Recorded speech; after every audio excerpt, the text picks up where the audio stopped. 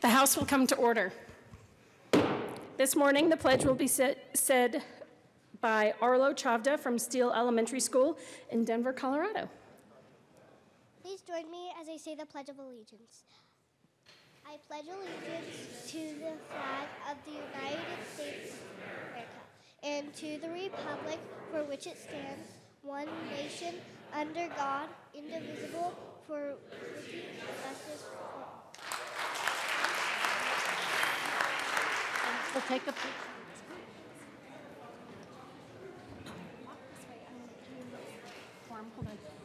Mr. Randall, please call the roll. Representative Arndt. Paisley. Beckman. Benavides. Byrd. Bockenfeld. Buck. Buckner. Buentale. Caraveo. Carver. Representative Carver.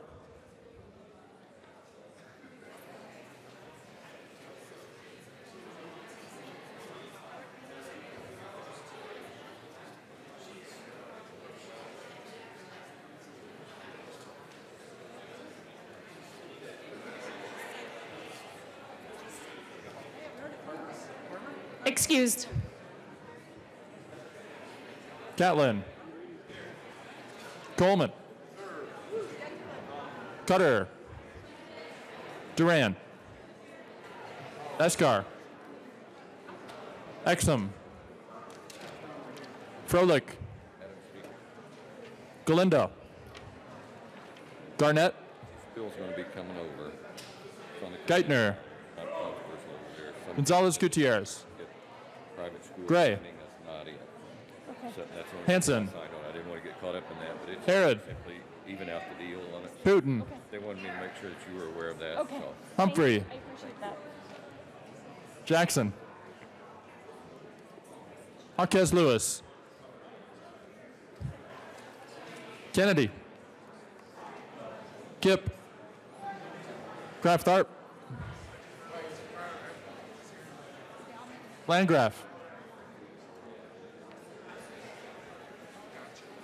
Larson. Lewis. Liston. Lontine. McCluskey. McKean. McLaughlin. Melton. Michelson Janae. Molika. Neville. Pelton. Ransom. Rich. Roberts. Sane. Sandridge. Singer. Sirota. Snyder. Soper. Sullivan.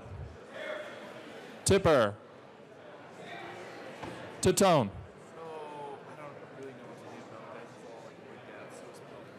Titone.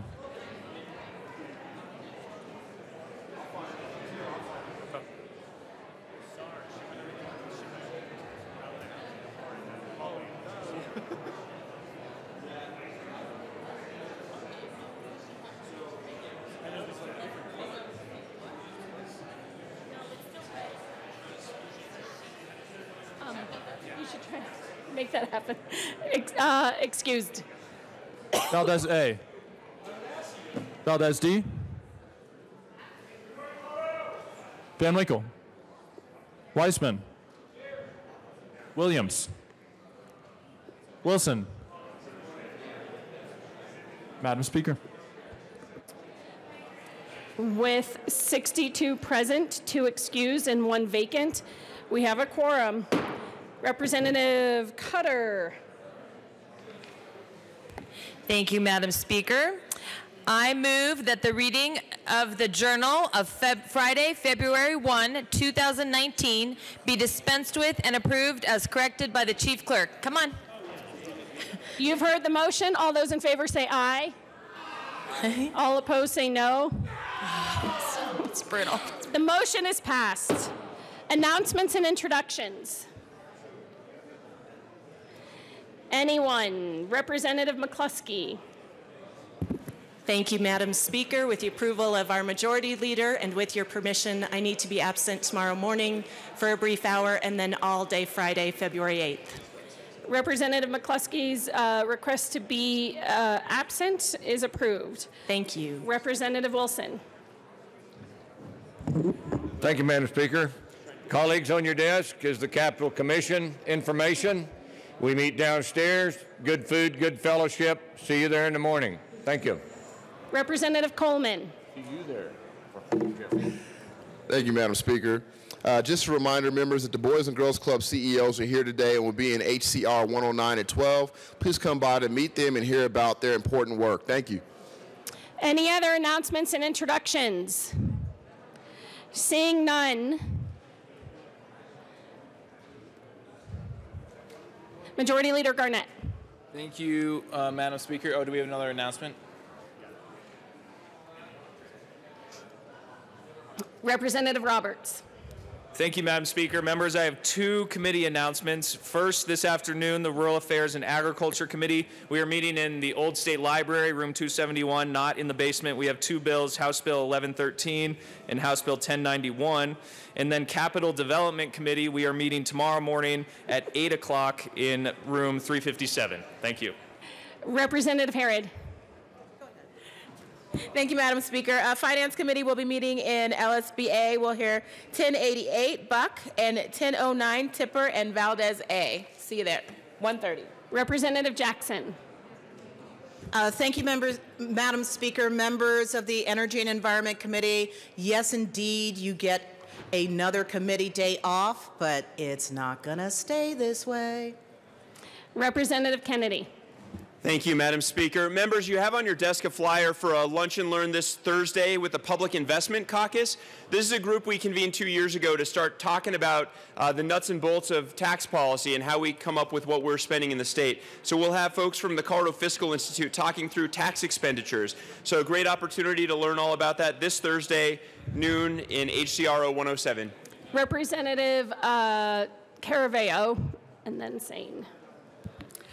Members, tomorrow we will welcome the Scientific and Cultural Facilities District for a day of tributes, proclamations, and performances to mark the value of this district to the arts and culture access we all enjoy. The district just celebrated its 30th birthday this past November. Established in the Denver metro area by voters in 1988, the district has been reauthorized 3 additional times.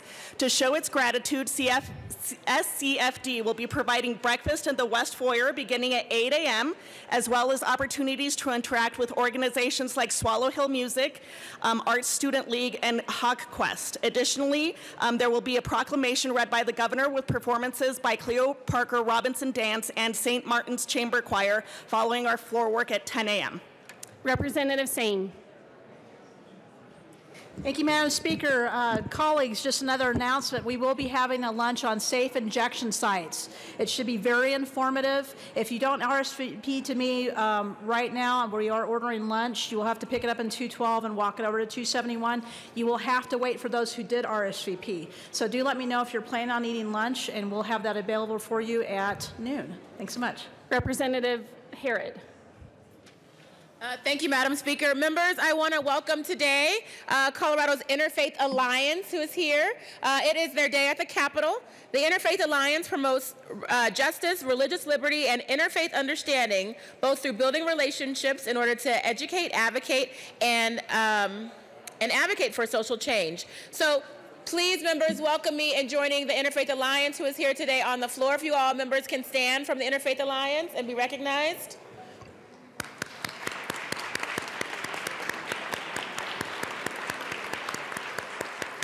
Thank you.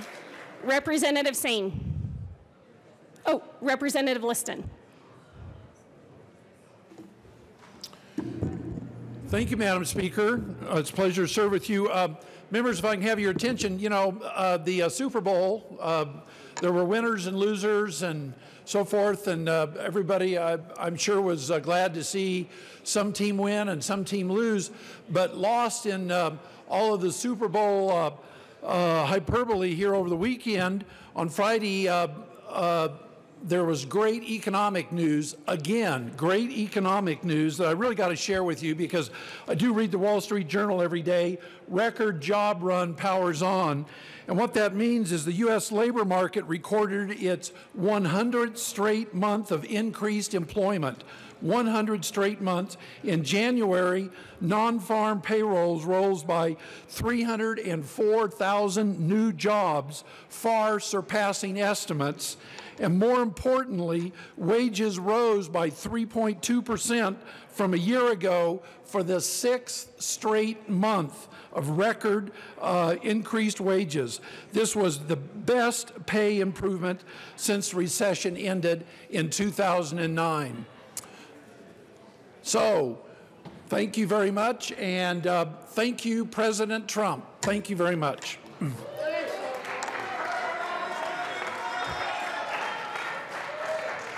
Representative Coltman. Just ready.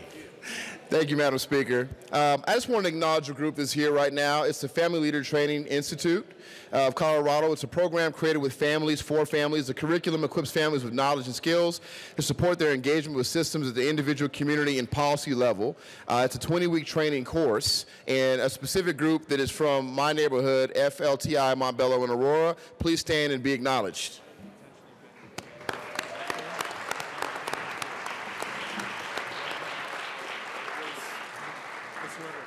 Representative Melton.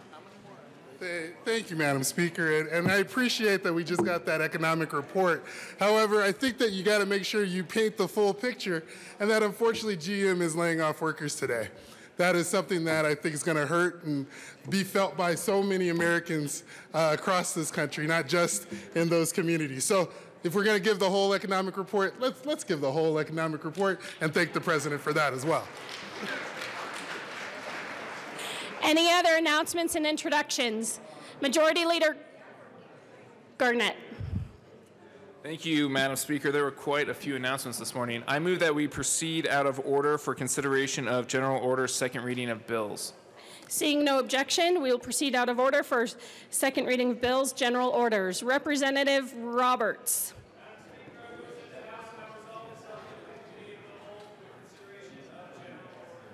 You have heard the motion. If there's no objection, Representative Roberts will take the chair.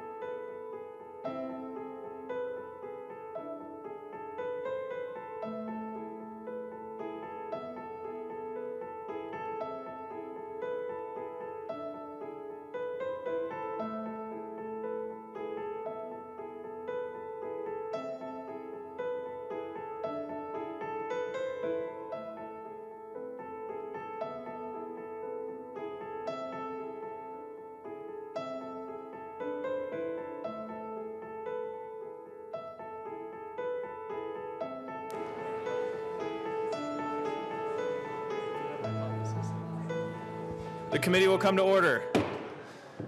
With your unanimous consent, the bills will be read by title unless there is a request for reading a bill at length. Committee amendments will not be read unless requested, as they are printed and in your bill folders. Floor amendments will be shown on the screen and on your iPads and not read unless requested. Bills will be laid over upon motion of the majority leader, and the coat rule is relaxed. Mr. Randall, please read the title of, Majority Leader Garnett. Thank you, Mr. Chair. I move House Bill 1046 down 2 bills.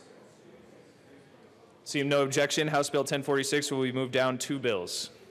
Mr. Randall, please read the title of Senate Bill 28. Senate Bill 28 by Senators Holbert and Bridges, also Representatives McKeon and McCluskey, concerning the authority of licensing authorities to continue to issue certain fermented malt beverage retail licenses in rural areas. Representative McKeon. Thank you, Mr. Chair, and thank you, Mr. Randall. I felt like that was reading it at length, but I move Senate Bill 28, and there is no committee report. So moved to the committee to the bill, Representative McKeon. So you're going to get tired of hearing this, but we are cleaning up a few things, and this actual cleanup is something you may or may not have been aware of. But when we passed our beer bill last year, we actually made it not okay to serve liquor on premise and sell to go. And that actually affects about 5 or 6 places in our state who depend on the revenue from both streams. And so I would ask for an aye vote. This helps us fix some mom and pops out there so that they can keep doing what they do. Representative McCluskey. Thank you, Mr. Chair. I am here today advocating for those rural communities because we do love our getaways here in Colorado, and protecting that Colorado way of life means being able to enjoy a beverage when out and about in the wilderness. So thank you, Representative McKeon. Is there any further discussion on Senate Bill 28? Representative Escar. Thank you, Mr. Chair. And Representative McKeon, since you're still here and you were my co-sponsor last year on the bill that this bill fixes, can you just verify for me that this is specifically for, you have in here underserved communities and counties with populations of less than 35,000. This isn't just for the big guys either, right? Representative McKeon.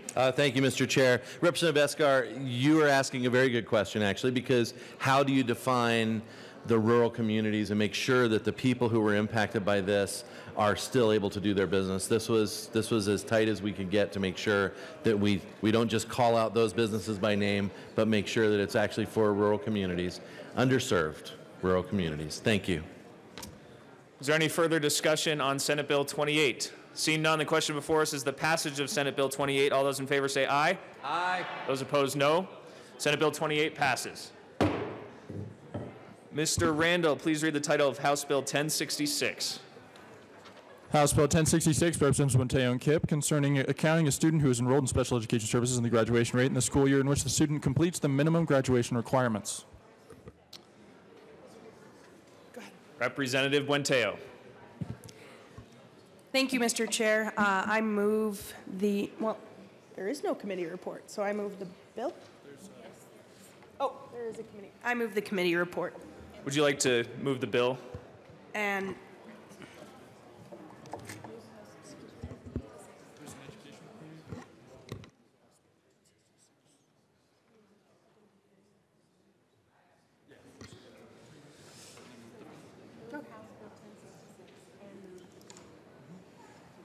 all right, after a brief refresher. Representative Buenteo. Thank you, Mr. Chair. I move the committee report and the bill, 1066. That is a proper motion to the Education Committee report. Representative Buenteo. So now I can talk about the bill? Yeah. Wait, I didn't. Oh, that's right, Weeman. Thank you, Mr. Chair. My apologies, I had this mixed up with a different bill. This amendment is very straightforward. It merely clarifies the language regarding graduation requirements and federal law with IDEA, as well as compliance with ESSA. Is there any further discussion on the committee report? Seeing none, the question before us is the adoption of the Education Committee report. All those in favor say aye. Those opposed, no. The committee report passes. To the bill. Representative Buentello. Thank you, Mr. Chair. Ladies and gentlemen, it's very rare, and I know a little bit oversold, but this is a truly simple, straightforward bill concerning graduation graduation rates in special education students.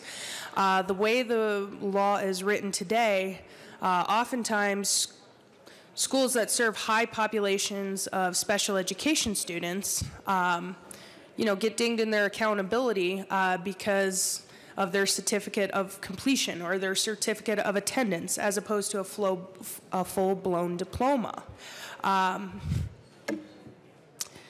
Really, all this bill allows is for the consideration of certificate of completion or certificate of attendance when counting graduation requirements. So, to use a real-life example, my son, at some point, will go to Centennial High School down in Pueblo. Go Bulldogs, all right? My son, many of you already know, is on the autism spectrum and is developmentally and intellectually disabled. I do not anticipate that he will ever be able to satisfy the math requirements or the advanced math requirements of a graduation of Centennial's high school graduation. As such, Centennial will be punished for taking and educating my kid when their school accountability comes up. This seeks to address that change. That's why I've asked my favorite former school board member, Representative Kipp, to co-House Prime sponsor this bill with me. So with that. Representative Kipp. Thank you. Thank you. What do I call you, Mr. Chair? Mr. Chair.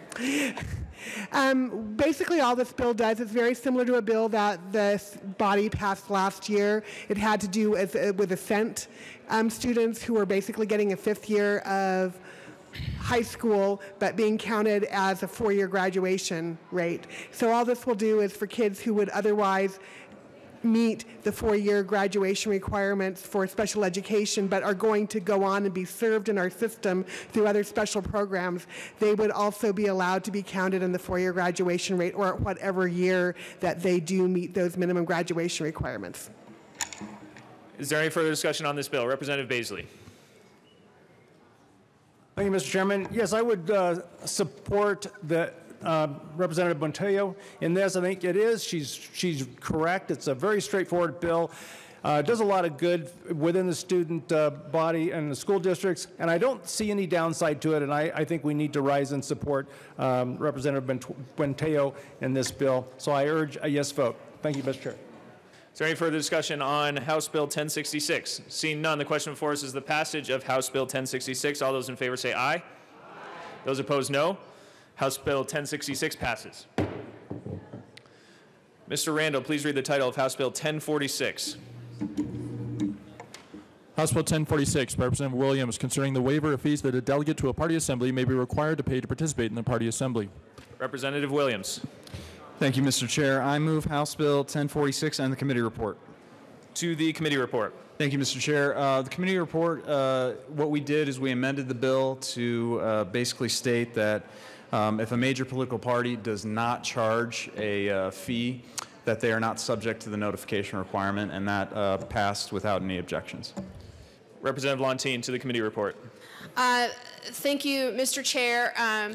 I appreciate Representative Williams letting me join him on this bill, and I had asked him if I could run this amendment, and I appreciate that he was willing to work with me on this, and so I asked for an aye vote on the committee report. Is there any further discussion on the committee report? Representative Van Winkle. Thank you, Mr. Chair, and thank you to the bill sponsors. I do have an amendment to the committee report, and I'd ask that we move L005 and that it be displayed. L005 is moved and is displayed. Representative Van Winkle. Well, thank you, Mr. Chair. This isn't. This strikes a portion of the bill, and I'll get into my reasons why here. I believe it's an ill-conceived new law and mandate on volunteers. Volunteers is trying to help on caucus night. Now, I know the bill authors, and they would never use the force of government to make an artist perform or force a group or someone to speak against their will or preach a government message. But when you put into a new law that private citizens shall notify other private citizens of X, Y, Z, and you lay out exactly what they have to lay out, I think we're getting pretty close to the compelled speech argument there. And just to refresh the members, the compelled speech doctrine sets out the principle that government cannot force an individual or group to articulate a certain message, because the First Amendment not only limits the government from punishing a person for his or her speech, but it prevents the government from punishing them for not speaking. For example, 2006, Justice John Roberts, Chief Justice, said, some of the court's leading First Amendment precedents have established the principle that freedom of speech prohibits the government from telling people what they must say. Also in 1977, the great Justice Burger declared, the right to speak and the right to refrain from speaking are complementary components to the broader concept of freedom. Now, I don't think this gets 100% into the compelled speech territory, but I think it's close enough that a lot of people are worried about a simple volunteer precinct person. We've all been to precinct night. Sometimes your precinct person doesn't even show up and someone else from the room gets up and starts leading that charge. If that person fails to notify the members in that room, just a simple volunteer, then they could face, I'm not sure what they could face. Perhaps the bill sponsors could tell me exactly what the penalty would be if they refuse to articulate this government message. But I ask for a yes vote on the amendment. Discussion on the amendment. Representative Williams. Thank you, Mr. Chair. And while I do appreciate the Assistant Minority Leader's concern for party volunteers, I do consider this amendment to be an unfriendly one, and I would encourage everyone here to vote it down. The reason that we put this in here to begin with was so that people would ultimately know, those delegates, those alternates who want to be able to participate, they would know that in fact that this would not be a mandatory fee. That old adage, right? If you hear if a tree falls down in the forest but no one's there to hear it, did it really fall down? I mean, this is sort of what's going on here. People need to know that there shouldn't be a mandatory fee associated with voting, and it's absolutely reasonable for the party to notify those individuals that it's not mandatory. And so I would encourage a no vote on this amendment. Is there any further discussion on the amendment? Representative Lontine. I just simply ask that you vote no on this amendment. Thank you. Assistant Minority Leader Van Winkle. Thank you, Mr. Chairman. So my question, therefore, is assuming this amendment gets defeated, what is the penalty for the person? If you're just a precinct person, you show up on caucus night, you forget to notify your members in that room that they don't have to pay the fee, what would that precinct person then be sued? Would the party chair be sued? What would be the penalty exactly? Representative Lontine. I don't believe that's germane to this amendment. Thank you. Assistant Minority Leader Van Winkle. Thank you, Mr. Chairman. Well, what I'm trying to do here is strike the shall notify language from the bill. So I take the section that says political parties shall notify electors at precinct caucuses. Those are the individual precinct caucuses. My question is, what happens if they don't comply with the shall notify new law? But we can move on and just vote on the amendment if there's no answer. So thank you. Any further discussion on L005? Seeing none, the question before us is the adoption of Amendment L005. All those in favor say aye. Aye. Those opposed, no. No. The noes have it. The amendment fails. To the bill. Oh. Is there any further discussion on the State Veterans and Military Affairs Committee report? Seeing none, the question before us is the adoption of the State Veteran and Military Affairs Committee report. All those in favor say aye. Aye. Aye. Those opposed, no. The committee report passes. To the bill, Representative Williams. Thank you, Mr. Chair. HB 19-1046, the Freedom to Vote Act, is a measured and reasonable legislative remedy to guarantee a person's constitutional right to vote. That's it. It's in line with the 24th Amendment to our Constitution. And, you know, even though it's in line with the 24th Amendment of the Constitution, this practice is still done, unfortunately. In some counties, like El Paso County, there's a mandatory cost to go to county and state assemblies, and it can be well over $100. It's out of control, especially when you listen to committee testimony, where we had the Jefferson County GOP chair come and admit that he could price these badge fees at $6 a piece, but he chooses to charge it at $25 a piece. And contrary to some of the misguided talking points of some of my opponents to this bill, our party is not quite a private organization dedicated to a few insiders who want to make money off the hard work of others. Our parties are open organizations governed by multiple state statutes that should be open and welcoming to all citizens regardless of their race, gender, or personal wealth. Accepting a poll tax-like barrier to participation is patently un-American and not what Colorado expects and deserves. Now, I am going to make a point here from my side of the aisle. So everyone on this side, plug your ears. Ignore this part. Right, and this side too, some of you. To my Republican colleagues, I can't help but draw an analogy to our stated principles when it comes to the right to work. Perhaps I should have shortened the title to just the Right to Vote Act. Just like a Colorado worker should never be forced to pay a union fee to work for an employer, so too should a voter not be charged to vote, or a fee in order to vote. Both are fundamental rights that we should have in Colorado, but don't because of certain special interests that want to confuse the issue rather than defend someone's personal liberty. Voter participation in our caucus system can only increase if we remove the current barriers to participate. So ladies and gentlemen, colleagues, we either want more people involved in our government and our election processes or we don't. So I ask that this committee of the whole vote to pass this bill and support it. Representative Lontine. Thank you, Mr. Chair. And my comments are to everybody in the room, not just to certain members. And to say that political parties are private organizations isn't really true because our political parties are governed by rules that we have outlined in statute. And in order for most of us to get on the ballot, there is a democratic process by which we follow, and I say democratic with a small d, because we are do follow the democratic principles of people being allowed to vote and have a say in who gets on the ballot. And to require people to pay to participate in that process, regardless of whether, the parties are governed by our statutes, to say that they are purely private and have the sole say on who can participate, I believe is fundamentally wrong and does go against our constitutional right to participate as outlined in the 24th Amendment. So I would ask that your conscience be your guide here. If you believe that people should pay to participate in the democratic process, then who am I to tell you how to vote on that? But I believe that people should be allowed access to the democratic process regardless of their ability to pay or not. So thank you, and I ask for an aye vote. Assistant Minority Leader Van Winkle. Thank you, Mr. Chairman. I think it's disingenuous to say that if you are against this bill, you are somehow for charging a poll tax.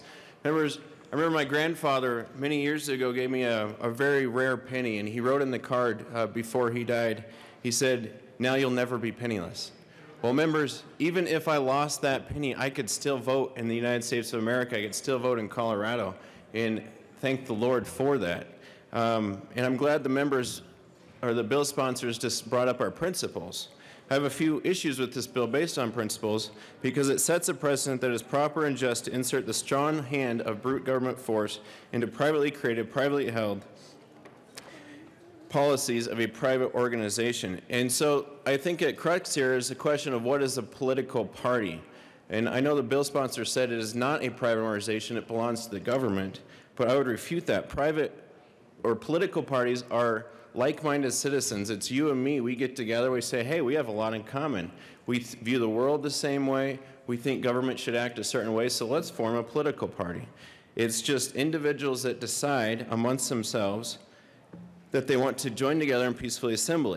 And then once the political party gets big enough, those members of the party can get together and elect from amongst themselves leaders to lead themselves, to lead their party. They also elect from among themselves people to represent them on the ballot and eventually to effect change on government. So you start with the very grassroots level. You start with individuals deciding they have a like mind, common views. They go to precinct caucuses, and you build up to eventually changing government. This bill gets it completely backwards and says, no, government is the God of our era. Government is the king of all, and it starts with government, it ends with government, and you shall belong and be basically an arm of government. I completely disagree with that, and that's why I'm opposed to the bill. Representative Williams. Thank you, Mr. Chair, and I do appreciate the conversation and debate about this bill. I simply disagree.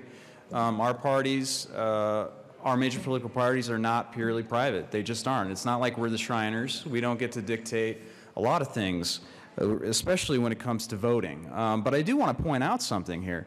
Many of you understand on both sides of the aisle here that we're having our reorganizational meetings right now. We're deciding new leadership for our parties. And I want to point out that in those elections, there is no charging. We're not charging anyone in those elections, and think about that. So when we're talking about regular delegates and alternates, people that want to come and participate, we're going to go ahead and charge them $40 or $70 or stack those fees above $100 so that they can decide who their future public leaders are going to be in our government. But when it comes to their internal party processes, we're telling that we see that the insiders who are involved in their party aren't actually charging anyone. So there is a respect. I want to point that out. There is a respect for in this bill, and I think what we do in state statute that allows those political parties to have autonomy, to have the ability to manage their affairs internally, but also with the understanding that when we're talking about a very public process, the election process, the caucus and the assembly, which is the start of that process, that we need to be able to respect people's right to vote as outlined in the, I believe, 15th, 19th, and 24th Amendments to the United States Constitution. This is a fundamental problem that we have. Telling people that they have to pay in order to play is immoral. It's indefensible, and I know that anyone can get up here and say it's a private organization, it's a private organization. It's not when it comes to public business. If a private organization is conducting public business like elections, then they need to be subject to the same responsibilities outlined in our Constitution. And if we're going to tell people that they have to pay in order to vote, then I guarantee you that we're going to feed into the critics and the cynics about our institutions. This goes to the integrity of our institution, to our election processes. If people have lost faith in what we're trying to do here, then we're going to see more division, we're going to see more heartache as we try to self-govern, because we're going to see a lot of people say it doesn't matter. I shouldn't participate in the caucus. I shouldn't vote, because the powers that be are going to continue to stack the deck against good people. Ladies and gentlemen, this is fundamentally un-American. Forcing people to pay is immoral and wrong. And I don't care if I'm the only person in this chamber that will say it. I will continue to say it, and I will fight for everyone's right to vote, because that's what I swore to uphold and do when I got here opening day. And I urge an aye vote. Thank you. Representative Landgraf.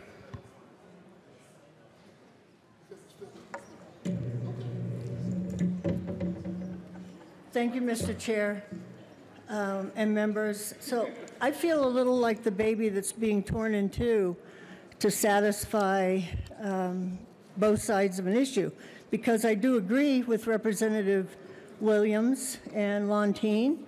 In 1964, the 24th Amendment to the United States Constitution made it unconstitutional to levy a poll tax on anyone who wants to participate in federal elections.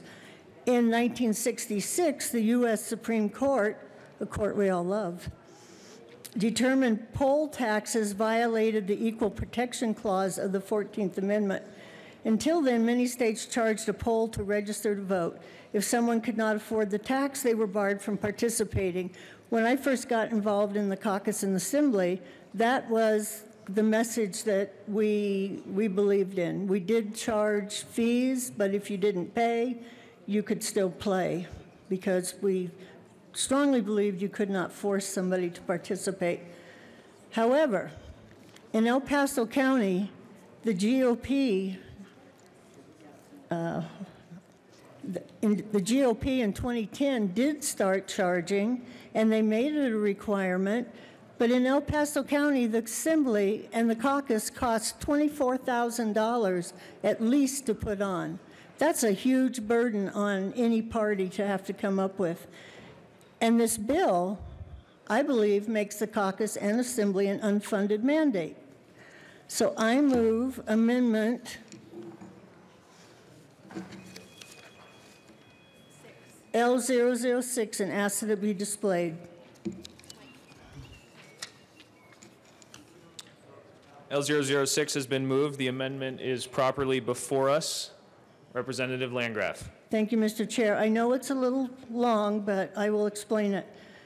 So the first part says that if a county's major political party can prove by show of an audited financial statement that they cannot afford to conduct a caucus and assembly, they may work with the state party to develop rules establishing alternative methods to get their primary candidates on the ballot.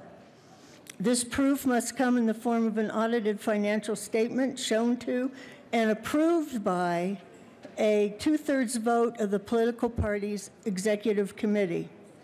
Once that happens, these rules must be, they'll work with the party to get new rules on how you get on the ballot.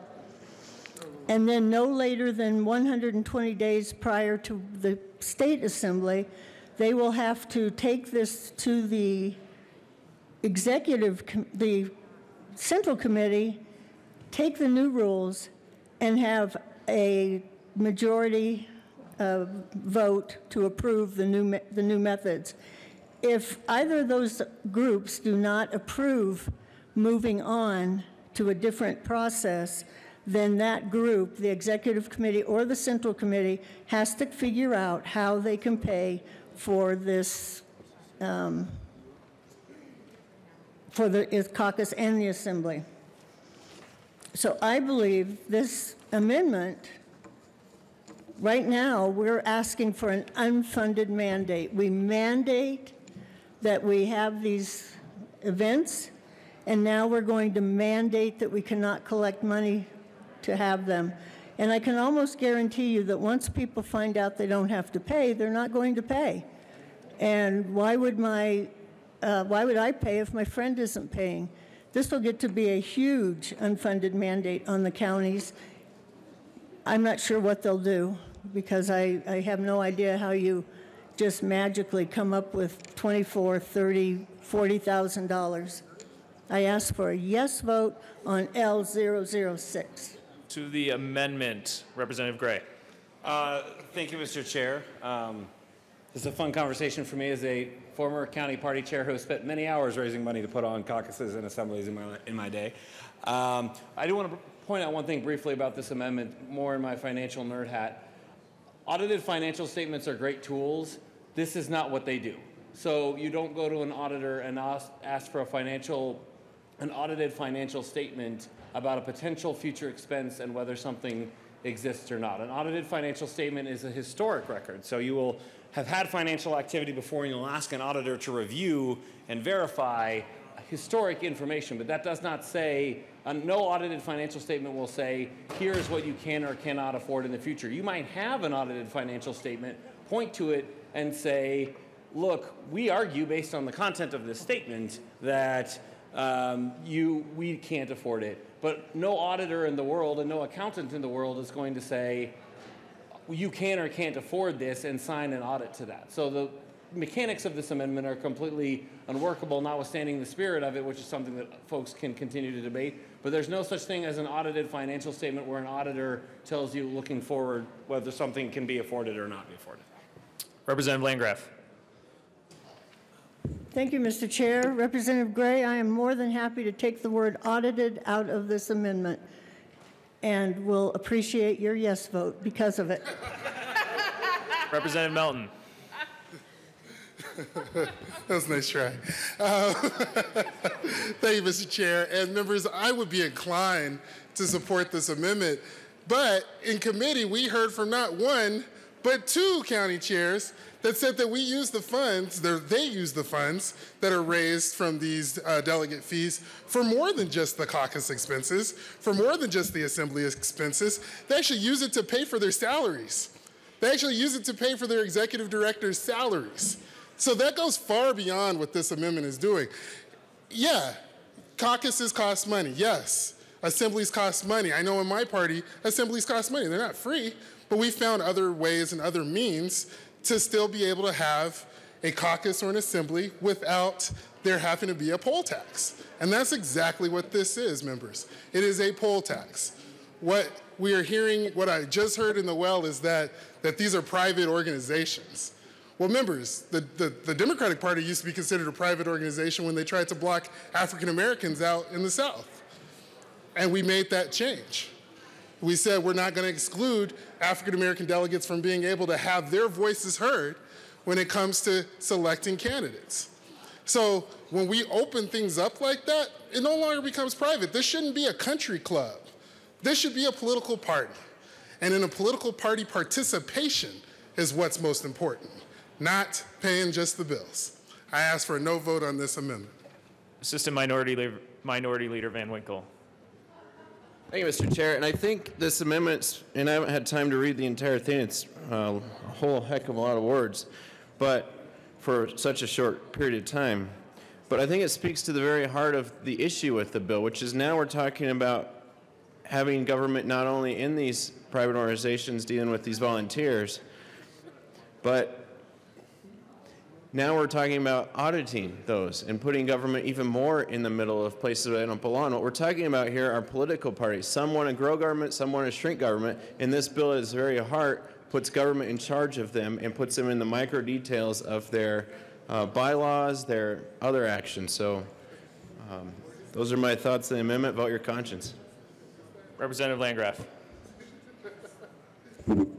Thank you, Mr. Chair. And Representative Melton, I don't disagree with you. I don't think that money raised for the caucus or the assembly should go to other things like salary. Obviously, if you raise a certain amount of money and the bill is less than that, the money's going to go to something. But I believe you make my case that having a financial statement that proves that a county cannot afford the caucus and assembly and they go to a different method would eliminate exactly that. So I appreciate it, and I assume you're going to be a yes on this amendment. Is there any further discussion on L006? Question before us is the adoption of L006. All those in favor say aye. Aye. Those opposed say no. No! The noes have it. L006 fails. Is there any further discussion on House Bill 1046? Representative Benavidez.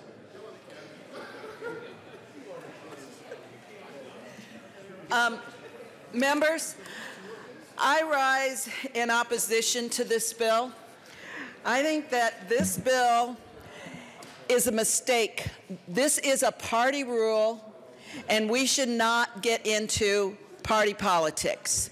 I understand that as a legislature, we make rules regarding political parties and that they do some public business. But we do not make rules about every aspect of a political party. I can tell you, as the former chair of the Rules Committee for our state party, these are long, extensive rules, and we don't make legislation about every one. And this particular rule, I took offense to when it's compared to a poll tax. You know, a poll tax is in our U.S. Constitution. This is not a poll tax. It demeans what people struggled to get to vote. This is not what this is about. I can tell you in my party at the national level, we do require people to pay to be a delegate. If they want to be a delegate to the national convention, they have to pay their way to get there, to participate. We don't know what this money's for. It could be used to buy them lunch, to get them transportation to the state convention. I don't know what it's for, or the state assembly. That is up to that party to decide. We cannot micromanage political parties.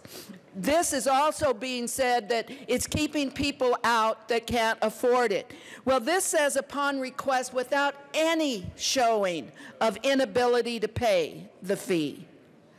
So if that's really what this is about, why don't we require at least something from those individuals that don't want to pay? But with all due respect to the initial sponsor of this bill, there's a way to fix this within that party. And if he can't find a way to do that, you know, I know a party that has the proverbial big tent that he can come and visit. So I ask you to oppose this bill. Not going to ask Representative Williams to comment on that. Representative Liston. Thank you, Mr. Chairman. Well, I appreciate the comments of my esteemed colleague, Representative Benavides, for bringing that up. She makes some great points. Members, when I saw this bill and heard about it, I think that with all due respect to my good colleague, Representative Williams, that keeps wanting to call this what the delegates and so forth pay as a tax, it is not a poll tax. Nobody has ever believed for a minute. We've all been to our various assemblies, state conventions, national conventions, etc., and not once has that terminology ever been used that it's a poll tax. People are expected and do expect to pay something. It's not free when we hold these various assemblies and state conventions and so forth. And I think the unintended consequence that Representative Williams is bringing about, be careful of what we ask for, because it could very well set the precedent down the road to come back and affect many, many other organizations that have their state conventions and their national conventions and so forth. And if the heavy hand of this legislature can dictate what various delegates and participants can pay for their so-called fee, because it's not a tax, then what's to stop us from down the road when Rotary International, I know there's a lot of Rotary members here in this august body, we have our state conventions and our national conventions, and we pay a fee to offset the cost of running that. The American Civil Liberties Union, when they have their state and local meetings, I mentioned Rotary, Planned Parenthood Foundation of America, when they have their fees, the Human Rights Watch, Veterans of Foreign Wars, I'm just mentioning a few of these, Center for Reproductive Rights, the National Council of YMCAs, the Southern Poverty Law Center, Doctors Without Borders, the Boys and Girls Clubs of America, the Smithsonian Institute, National Public Radio, the list goes on and on and on, is that we're setting the dangerous precedent that if we can dictate what the various parties can charge as a fee to offset their costs, what is to stop a future legislature or even this legislature a few weeks from now of saying, well, if we can do it to the political parties, then, which are private organizations, they're not run by the state, then we can do it for these and many, many other organizations. I want to leave you with a quote from a well-known person, Thomas Jefferson: a government that is big enough to give you everything you want is big enough to take everything you have. I urge a no vote on this bill 1046. Representative Sandridge. Thank you, Mr. Chair. I stand here today with just some words of caution. Let's look specifically at what this bill is. This bill is a unfunded government mandate. It is price fixing. It forces a private entity or a quasi-private entity to provide a service of value for free. And that's scary. Let me say that one more time. It forces a private entity or quasi-private entity to provide a service of value for free. And then we say, well, this isn't really private because it's guided by statute. Well, everything's guided by statute. What I do in my living room is guided by statute. My small business is guided by statute. And there's still layers of privacy. Now, lastly, whenever we push or introduce any type of legislation, it's obviously to represent our area. It's to solve a problem. It's a big deal. What problem are we solving? I've talked to many county chairs, and I'm struggling to find people who have got elected as a state delegate, went to their local state chair or their county chair, went to other Republicans, and couldn't find help to pay for their fee. I can't find anybody. And even I know a lady testified during committee, and actually she got relief right there by other Republicans. So where is this evasive problem? Where are these people who are disfranchised? With that said, I oppose this bill. Representative Melton. Thank you, Mr. Chair. And I love my colleague from Adams County. I really do. But I want to clear something up here real quick. Yeah, there are costs associated with voting or with participating in an assembly or convention. As far as I know, our national party doesn't actually charge to participate. But yeah, there's costs when it comes to hotels or airlines or gas. But you know what? There are costs when it comes to gas for voting when you're going to your normal local polling place. Yes, there are costs to voting, but voting should not be a cost. There should not be a charge when it comes to participating directly in the system, when it comes to actually casting that ballot for who you believe is the best person to represent you. So let me just make sure that we are clear on those two things. And again, members, if you really want to encourage people to participate, regardless of which party, then this is the right bill to do that, because this bill says that, hey, if you don't have the cost, if you don't have the money, your voice still matters. I'll repeat that. If you don't have the money, your voice still matters. And that should be the message that we deliver to every Coloradan at the end of the day. I ask for a yes vote on this bill. Representative Beckman. Thank you, Mr. Chair. I do want to clarify a few things. The chair of Jefferson County was one of the chairs that came and testified in committee. He really felt that he didn't have enough time to put the numbers together, and when he went back and looked at his operational costs, he found that they were very close to what he had stated in the committee, and there wasn't a large profit margin. And so I just wanted to clarify that. I saw his spreadsheets. He felt like there was no stakeholder process in this, and that his numbers were really portrayed inaccurately. This is not a poll tax. If it was a poll tax, I'm sure the ACLU or many others would have eliminated this a long time ago. This bill does not go all the way to say that we can't charge anything for this mandate from government.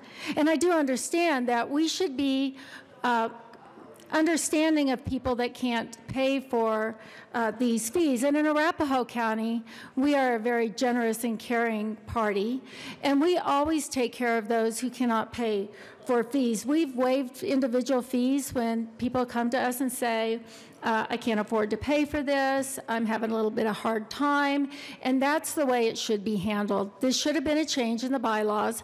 I think the bylaws committee is actually right now looking at making that change, and that is a very good step toward the right direction. But this bill is the heavy hand of government. It revokes our state and county parties' organizations' ability to charge a badge fee to attendees to our assemblies, and we are mandated to have these assemblies. These fees are a legitimate and traditional way to pay for caucus and assemblies. In Colorado, we are a caucus state. The Republican Party and the Democratic Party and all parties are private organizations. This bill will reduce our caucus's voice in our nomination process. It reduces our ability to do the things that we are mandated to do. Funds that now help other things will have to go to organizational expenses that would have gone to pay for assemblies. So I would ask you to vote for a no vote, especially the party that believes what Thomas Jefferson said, the government that governs best governs least. Representative Lewis. Thank you, Mr. Chair, and good morning. I wanted to come up here and talk about House Bill 1046 because I've got a little bit different speech than what you've heard thus far. I'm in favor of the bill because I'm going to tell you why. I represent 9 counties, and I'm hoping that the Republican Party on this side of the aisle is paying attention, but I want everyone to hear this because I want to include all. If we don't continue to include all, we're going down a path that we don't want to be on. And I'm afraid we're getting there.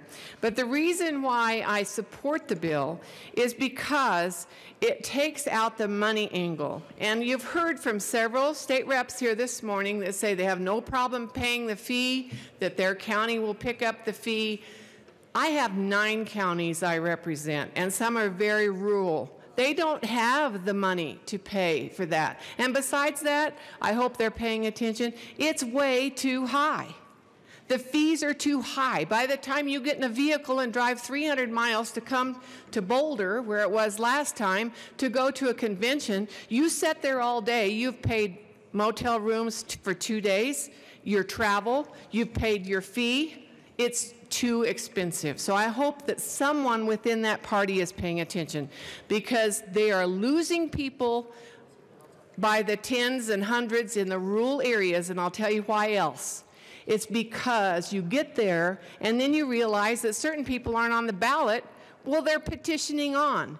These rural people have paid all these fees, and they weren't asked to just donate. It was a fee, a mandatory fee, and yet they paid their motel, their travel. They get there and then found out that the candidates that are going to be on the ballot in the fall or in the primary have petitioned on. So you have 2 or 3 different things going on here, and I hope someone is paying attention. We shouldn't micromanage political parties. It should have gone through the bylaws committee, but they refused. That's what bylaws are about. We need to know who is going to pay for it. That's the only concern I have. I do not want to be in part of a convention that I don't know who's paying for it.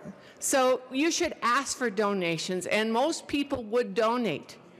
But to mandatorily make you do all this, spend all that money, and then come up and you're not even voting on the people that are going to be on the ballot anyway, it's ridiculous.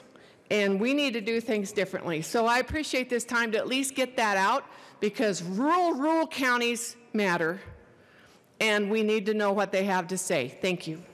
Representative Soper. Well, thank you, Mr. Chair. I move Amendment L014 and ask that it be properly displayed.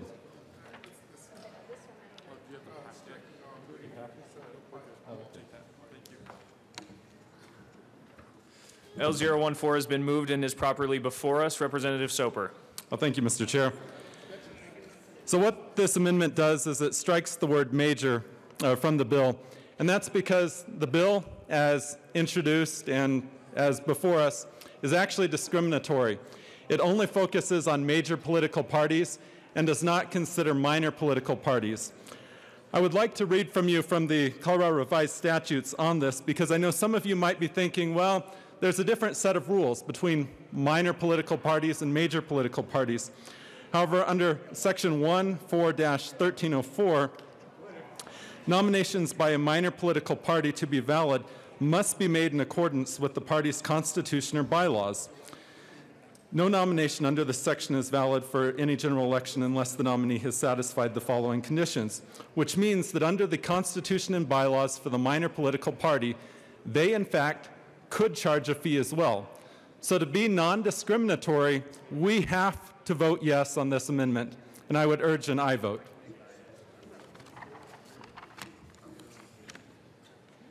To the amendment, Representative Van Winkle. Thank you, Mr. Chairman. I think this is a terrific amendment given how the bill is written. The very first word of the bill on line 9, subsection A, all registered electors. Does that mean some registered electors? Jump down to line 22, all registered electors. So does that mean Republicans and Democrat electors? Last I checked, the Libertarian Party, the Green Party, the you name it party has assemblies. So what we're saying here is if this bill does pass, Republicans and Democrats, you have rights that the rest of society doesn't have. So we're giving special privilege. This takes care of that. The title of the bill is simply conserving waiver fees at a delegate to a party assembly. It doesn't say Republican, Democrat, it just says a party assembly, which includes Libertarian and all those. So I think this is a terrific amendment. if this is a civil rights issue for Republicans and Democrats, then it's a civil rights issue for everyone. So I urge a yes vote. Representative Lontine. Thank you, Mr. Chair, and I'm not sure that I disagree with Representative Soper. In fact, I think I kind of agree. Let your conscience be your guide, but the other parties don't really have enough critical mass to hold the kind of assemblies that the two major political parties do, so I'm not sure that this affects them a whole lot, although I do understand that there might be one minor party that does sometimes attain that critical mass to hold.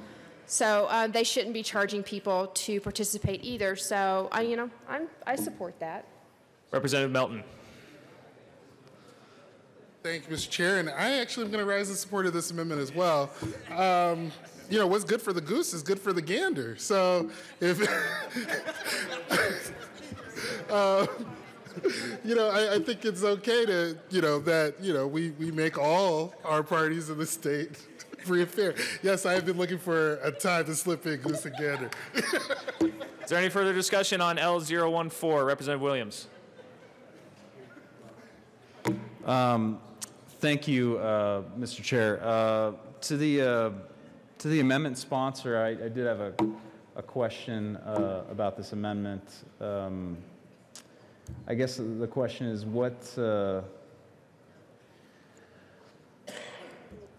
can you talk a little bit more about your reasoning for offering it? Representative Soper. Well, thank you, Mr. Chair. Yes, I will address that question. To me, it's an issue of fairness and equality, and that to only target major political parties and not minor political parties means that you're only addressing Republicans and Democrats because as of the present hour, they are the only two major political parties in Colorado. But that's not to say that minor political parties, as I read to you before out of the Colorado Revised Statutes, can't also charge these same fees to their members to be able to participate, which, taking the sponsor of the bill at his word, if he wants to exclude minor political parties, and they do in fact charge a fee, that means he's sanctioning a poll tax with minor political parties, but he's saying that with major political parties that they can't do it. So you can't have one on one side and then a different set of rules on the other. I believe that it should be a level playing field for all, and that's why I introduced this amendment. So I once again would ask for a yes vote. Assistant Minority Leader Van Winkle. Thank you, Mr. Chairman. And apparently the bill sponsor wasn't listening when we gave our reasons for this amendment. The first line of the bill that you wrote is all registered electors. It's all throughout the bill.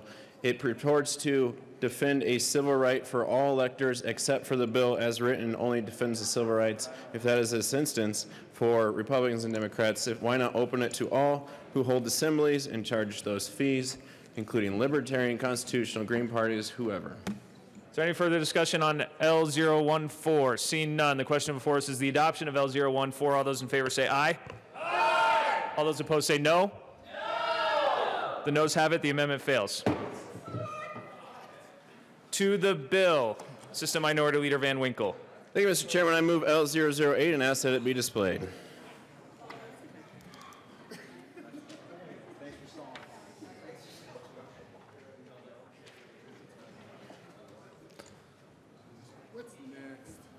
L008 has been moved and is properly before us. Assistant Minority Leader Van Winkle. Thank you, Mr. Chairman. This amendment is very simple. All it says is the Secretary of State should put information about this bill on their website so that the people of Colorado know what their rights are.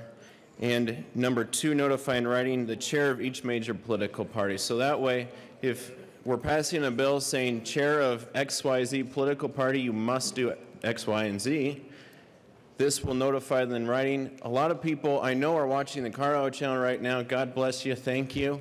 But a lot of people will miss this debate and will miss the fact that this bill even passes. And if that is the instance and they don't comply with the new law and new rules and mandates upon them by the big hand of government, they could end up in court or worse. So I just simply ask for a yes vote that we at least let the people who are being mandated to do something know about it. Representative Melton. Thank you, Mr. Chair. I think this is actually unnecessary because we're already giving out notification to the voters. So if you're telling the voters that, you know, we have a charge or we don't have a charge, they're getting that information firsthand and up front instead of having to go onto the Secretary of State's website and fish this information like a needle in a haystack. So, members, I would ask for a no vote on this amendment. Assistant Minority Leader Van Winkle. Thank you, Mr. Chairman. I'll ask for a yes vote, but you said, Representative, that we are already giving notification. That's not actually accurate. The bill requires each party chair, and I believe by my reading, each individual precinct leader to notify. But if we don't tell those people that they have this nice new mandate from government that they must notify, because it's not you and I notifying them, it's these individual party chairs. If they don't know that they're supposed to notify, then they could get in a lot of trouble. Is there any further discussion on L008? Seeing none, the question before us is the adoption of L008. All those in favor say aye. Aye. Those opposed, no. The noes have it. The amendment fails. To the bill, Representative Geithner. Members, I have one question. We keep hearing that this is an argument, meaning it's a violation of the 24th Amendment and therefore a poll tax. I would ask the sponsors to provide us with case law where we have actually seen someone that has offered a suit in protest claiming that their 24th Amendment has been violated. I do not believe that this is a violation of the 24th Amendment, and therefore I would ask for supporting case law where we've actually seen this before. Representative Williams. Thank you, Mr. Chair, and I won't run the risk of turning this into the Judiciary Committee, trust me. So I will say this, I'd be happy to have discussions about that specific question as long as opponents can at least conceptually agree that it's wrong to force people to pay something in order to vote. As long as we talk about the immoral practice of pay to play, I'd be happy to talk about case law on the side. I also want to address this issue of unfunded mandates. Ladies and gentlemen, when we talk about the caucus in those terms, we cheapen what the caucus is. The caucus was developed so that neighbors could get together, decide and plot out their own course with respect to this government, to our government, and who's going to be running it. And I would also point out that there's a flip side to this argument of it being an unfunded mandate. I actually would love to know, hypothetically, that if the state of Colorado actually started paying for the caucus, if those arguments would start going away on this side of the aisle. I find it to be disingenuous, and I find it to be just a reason just to be opposed to it and to try and escape the fact that it's immoral to force people into a pay-to-play scheme. This does violate the 24th Amendment. I encourage everyone here to actually read the 24th Amendment. It talks about pay-to-play being wrong, especially in our election processes. This is, I think, what's so concerning about this debate, is that we are having people who are on the outside trying to distort and provide misinformation about what this bill is and what this bill is not. And I think it's unfortunate that we have party bosses that want to come in and try to distort what would otherwise be a noble thing, and that's ensuring people's right to vote. That's all this bill does. It just makes certain that people who want to participate are not being forced to pay a fee in order to vote. I mean, think about that, right? We're actually telling Colorado, by not supporting this bill, what we're saying is, okay, poor individuals, people with no means, you don't get a say on the front end. You get to have a say when all the candidates have been selected, right? But on the front end, we don't want to hear from you unless you have money, unless you can actually pay a fee up front. That's when you get to decide which candidates get to move on to the next round. That's wrong. I don't care how you slice it. It's wrong. It's immoral. And it's actually very quite disturbing that we're even having this discussion. There are people that are hurting, that can't afford, to pay these fees at certain times. We even had in testimony the witness that I had asked to come and speak she had health problems that arose, and that's why she couldn't pay the $40 and subsequently the $70 to go to state. Those things happen. Those things happen, ladies and gentlemen. And that's, I understand that there are costs associated with running the caucus, but what is the cost of disenfranchising people? Honestly, what's the cost of disenfranchising people? I just want you to think about that as you consider, your vote on this bill. Representative Liston. Thank you, Mr. Chairman. Well, members, from what I understand, that when Representative Williams brought in his witness, who was from El Paso County, I know the lady who was there.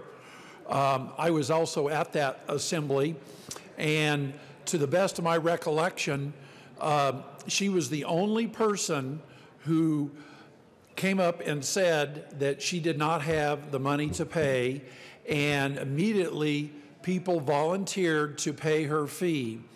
Do we really want to pass legislation based on what's happened with one isolated person? Maybe there's a second, but it's extremely, extremely isolated when a person comes up and says at a political event or probably at a other civic organization that says, I can't pay, where good people do not step forward for that person and say, okay, we will pay the fee for you, or some type of accommodation is not made for that person.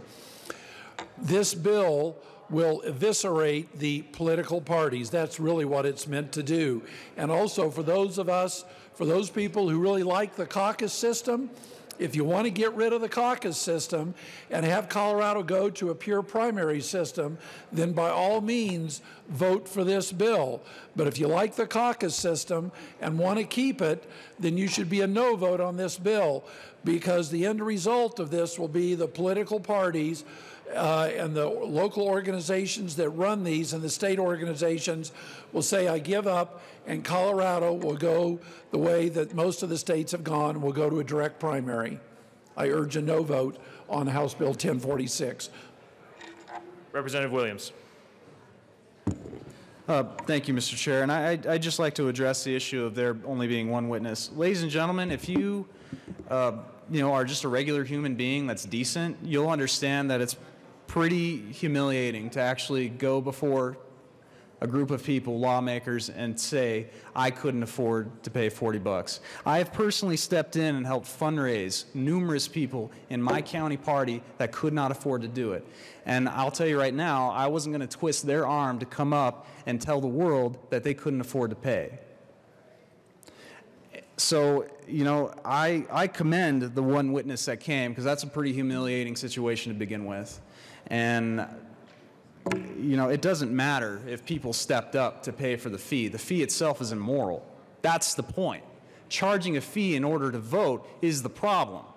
Not that not the fact that people could come and pitch in and help make sure that others without means are able to pay. That's not the point. The point is the fee itself. That's what's immoral.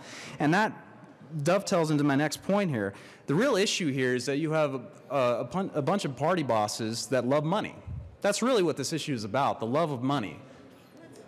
That's what's going on here. And I will grant that there are people here on this side of the aisle that actually principally oppose this bill because they really think it's an encroachment on government. That's fine. But most of the opposition that you're finding on the outside from so-called party leaders, party bosses, comes down to the love of money. This hurts their ability to extort people. That's what this is. It's extortion. We're saying that in order to vote, you have to pay. And if you want to have your right to vote, you have to. That's extortion, ladies and gentlemen, and that's immoral and that's wrong. And I will make this point. Despite my strong feelings about coming up with legislation in order to rectify this problem, which I still think is the right way to go about it, I have delayed this bill to allow for party leaders in my own party and other interested parties to see if there could be an internal solution that would resolve this problem. I got pretty much 0 serious proposals. I got a half-hearted, phone conversation and email saying, okay, let's go ahead and change this, with the bylaws. But no one in the party actually supports it. Ladies and gentlemen, I'm more than willing to hear out anyone, but it has to be a serious proposal. And I have not received that because, quite frankly, I don't think there are party bosses that want to actually solve this problem, because if they have, they would have done it. I've been fighting this since 2008, since I've started in politics, and no one has ever really wanted to stop it. So here I am right now. I am moving this bill forward because it's the right thing to do. And again, if I'm the only person in this chamber that says it's wrong to engage in pay-to-play, then so be it. I was elected to represent my district and the values put forth in this Constitution, and I will do so until I'm out of this chamber. So I urge an aye vote on this, please. Representative Lontine. Thank you, Mr. Chair. I was coming up here to speak to the opposition to this bill in terms of, has anyone been turned away? And the question, I think, is how do we know who hasn't participated because they knew that there was a fee and they knew they couldn't pay it, so they just didn't even bother to show up? How many people have been disenfranchised from participation just because of that? We don't know the answer to that question because those folks have not come forward. And so I would just say that I asked for an aye vote on this bill. I suspect we'll be continue talking. This isn't my final comments, but we don't know how many people have been who didn't even show up. So to that question, that's my answer. Assistant Minority Leader Van Winkle.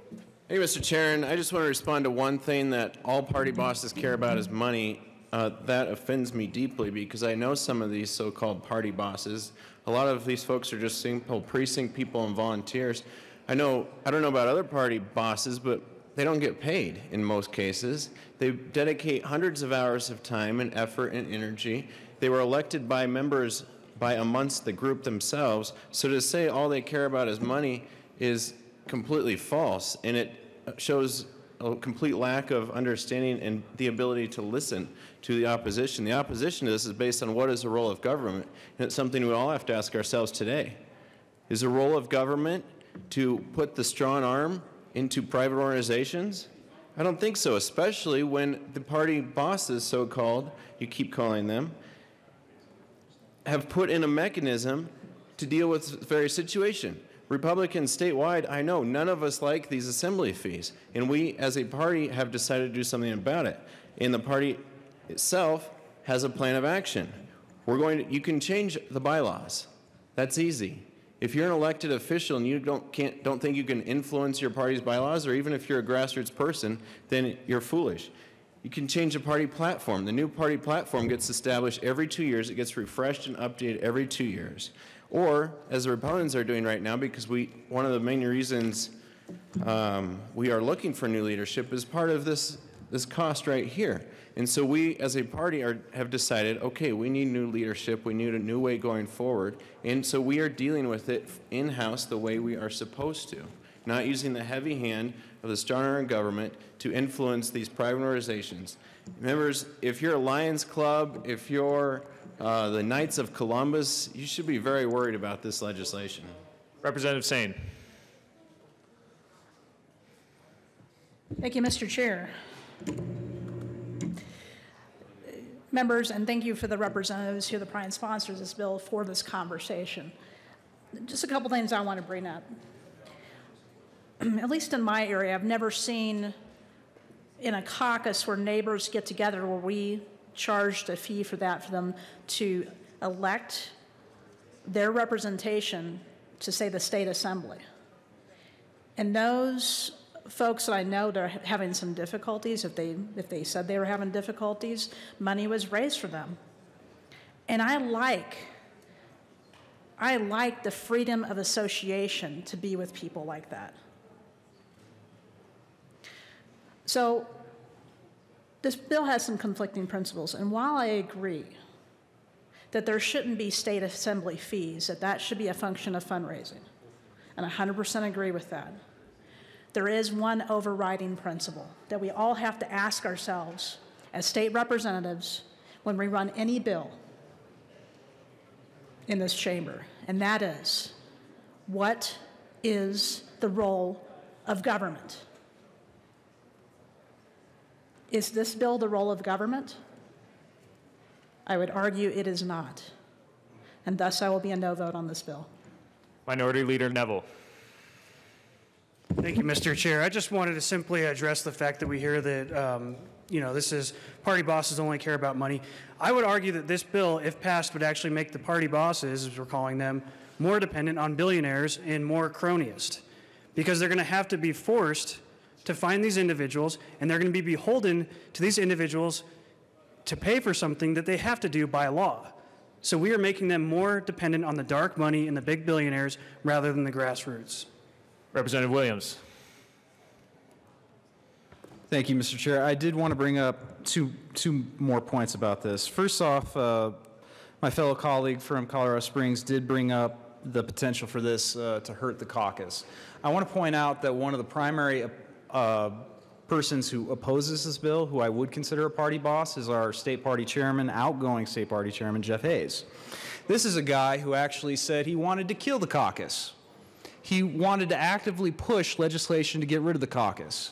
And now he opposes my bill. Ladies and gentlemen, if he thought my bill actually would kill the caucus, he'd be probably one of the biggest cheerleaders for it. So don't believe the hype about how this would kill the caucus. And number two, when I talk about party bosses, I don't talk about individuals. I don't talk about individuals that have principled opposition, such as the assistant minority leader or whoever else, who are principally opposed to my bill. I understand it. They think it is a heavy hand of government. Okay, I simply disagree. But when I talk about party bosses, I talk about people who legitimately do care only about the money. We had a Denver GOP chair actually tell me on the phone that if you can't afford $50, then F you, I don't want you in my party. That's what I'm talking about. That's the immoral nature of what's been going on, and I will oppose that until I am out of this chamber. And I am pushing forward this bill because it is immoral to force people in order to pay, in order to play. It's wrong to put a fee on individuals if they want to vote. And that's why I encourage all of you to please vote yes on this bill. I'm just going to caution the body, let's refrain from calling out individual members of the public, and let's keep that focused on the bill.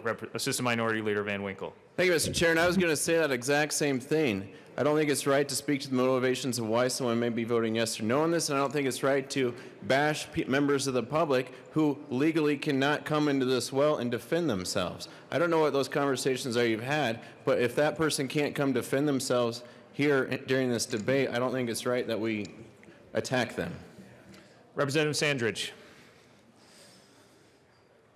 Thank you, Mr. Chair. Well, from the sponsor, he says he wants to kind of take money out of this process. Well, what you're doing, you're inviting money. You're inviting special interests into this process to pay for this. Where do you think the money's going to come from? Do you want the citizens to pay, or do you want special interests to come in? Dark money to come in. Somebody has to pay for it, so it's the exact opposite of what he's saying. But I want to say something positive about a comment that the sponsor said. He actually gave the proper solution, how to deal with this. He said he actually raised money to help people in his district get into the state assembly. That's how you do it. You don't push legislation upon every corner of the state. You get together, you team up, and you take care of each other. That's why you don't see masses of people coming in saying there's a problem, because there is no problem. Thank you. Representative Soper. Well, thank you, Mr. Chair. Yeah, I think this is a good conversation we're having right now about money and politics. And if this bill were to pass, I really do believe that it would invite more money into politics, because now what you're going to have is you're going to have the millionaire class that will go out and they will fund the local county parties, and they will expect certain favors from that as well.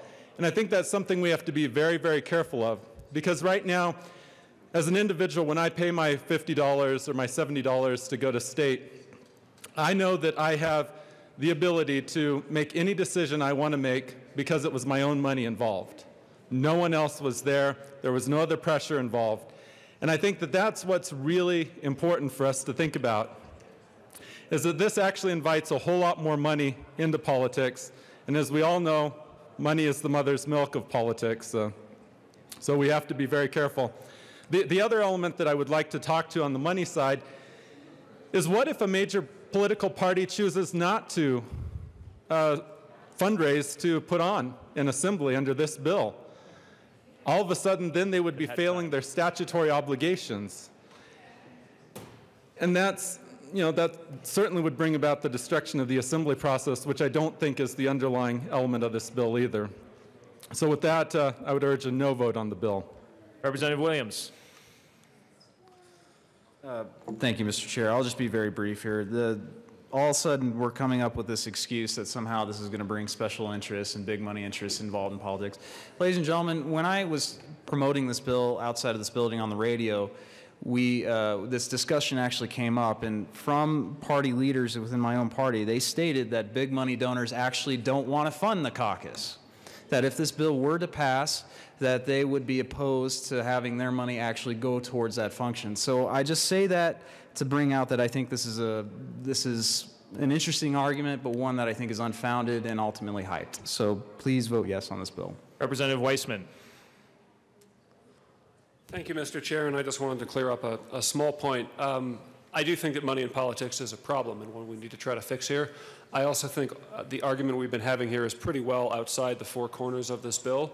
I think everybody knows that we have contribution limits in Colorado to candidate committees, to political committees, and most relevantly here, to party committees. That has been in law since the voters passed Amendment 27 by a 2-to-1 margin in 2002. It's in law now. It remains in law if this bill passes. So whatever the influence that big money is having in politics, it's having it now. And big money can't write $1 million check, if that's the suggestion that's being made here, because it's illegal under the limits.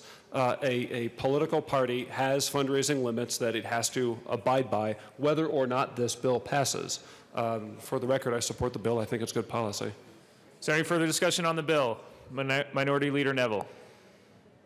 Thank you, Mr. Chair. Members, I move L013. This is just a simple cleanup amendment from some language in the bill, and I urge a yes vote. Amendment L013 has been moved and is displayed before us. Is there any discussion on this amendment? Representative Lontine. I don't have a copy of the bill right in front of me, but I suspect this removes the enacting clause, so I would ask for a no vote. Thank you. Minority Leader Neville. Thank you, Mr. Chair. Yes, members, this would remove all the language that we really have a problem with in the bill. So I would definitely urge a yes vote on this. Representative Weissman. Thank you. New members, little practice pointer. There is some language in our state constitution that provides that everything that we do must begin with this magic incantation, be it enacted by the General Assembly of the state of Colorado. Without that, we're not actually passing legislation here. So, clever amendment. I strongly urge a no vote. Representative Williams. Thank you, Mr. Chair. It's not often that I get to rise and actually oppose a fellow Republican's amendment, especially, this is from the minority leader, right? Yes, I respect the effort, and God knows that I would do this on other bills, but for this, for this particular reason, I'm going to have to rise in opposition, because this amendment would allow major political parties the ability to force individuals to pay in order to vote, and that's wrong. Is there any further discussion on this amendment? Representative McKean. Any further discussion on L013? Seeing none, the question before us is the adoption of L013. All those in favor say aye. Aye! All those opposed say no. No! The noes have it. The amendment is lost. Any further discussion on the bill? Representative Sandridge. Thank you, Mr. Chair. And due to my concerns of dark money coming in, if this bill is passed, I move Amendment 15.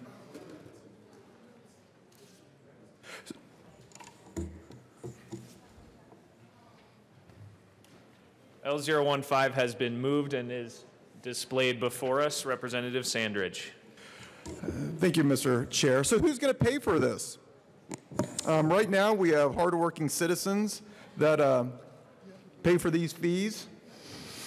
Who's going to pay for it now? Are special interests going to come in here and pay for it?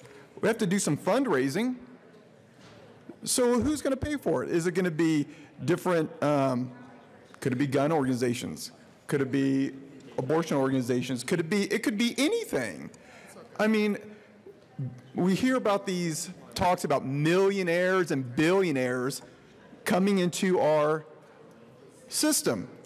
We're inviting millionaires and billionaires and their specific interests to come into this system and pay for this process. Good enough. Representative Williams. Thank you, Mr. Chair. While I do appreciate the amendment sponsors' concerns, I do feel, though, that this amendment actually falls outside the scope of the title, and I do issue a title challenge to it. The committee will be in a brief recess to consider the title challenge.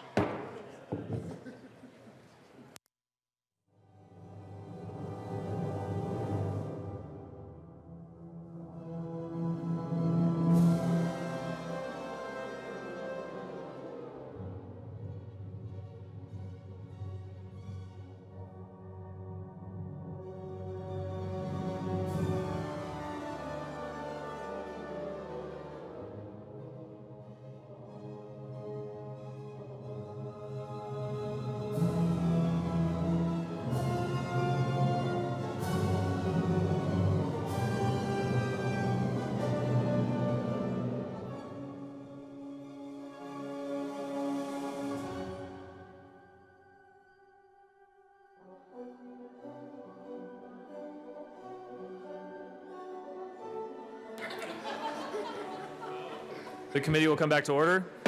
The chair rules that the amendment does not fit under the title. That amendment fails. Any further discussion on House Bill 1046? Representative Liston.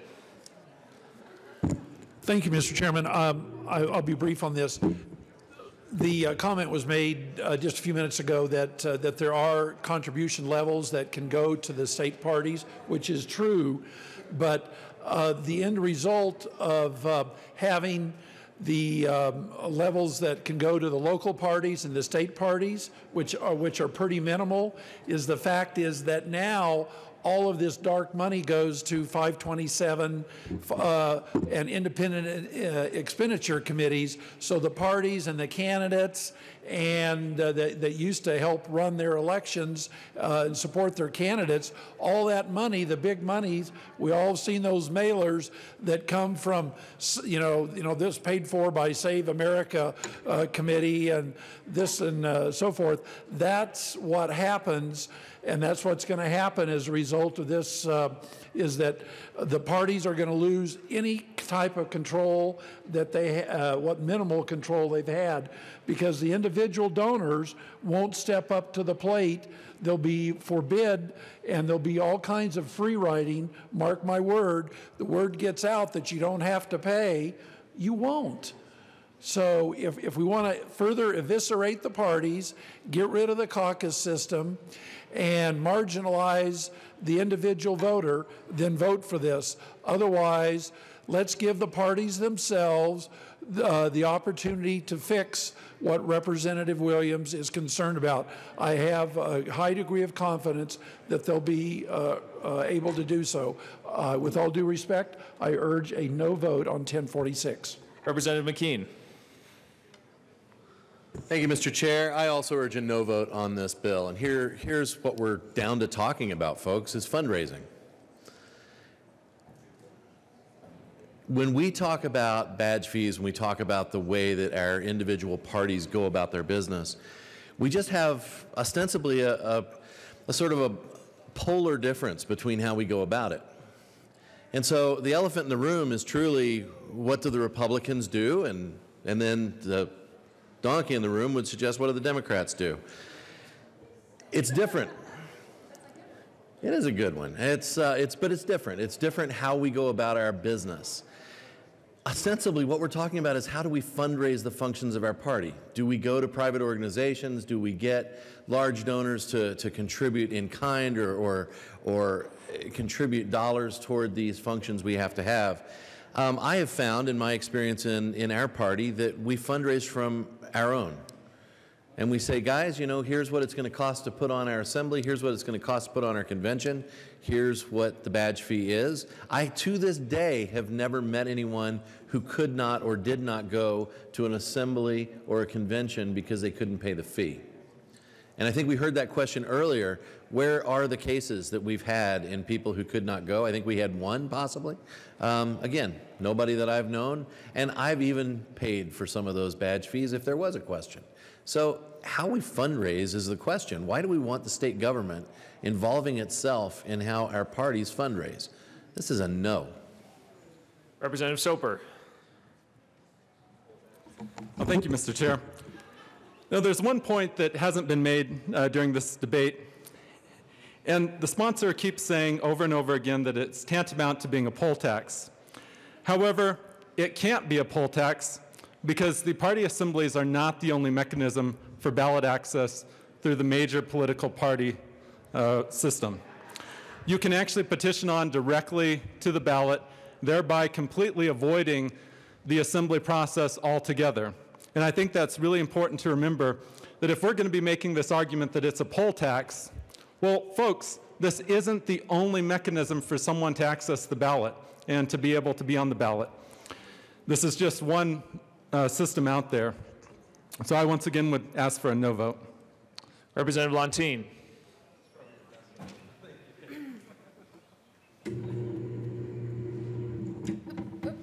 Okay. Thank you, Mr. Chair. And we've had a great debate today about a philosophical difference. Should people pay to participate in the democratic process? And regardless of whether you can pay or not, I'm philosophically opposed to having people pay to participate.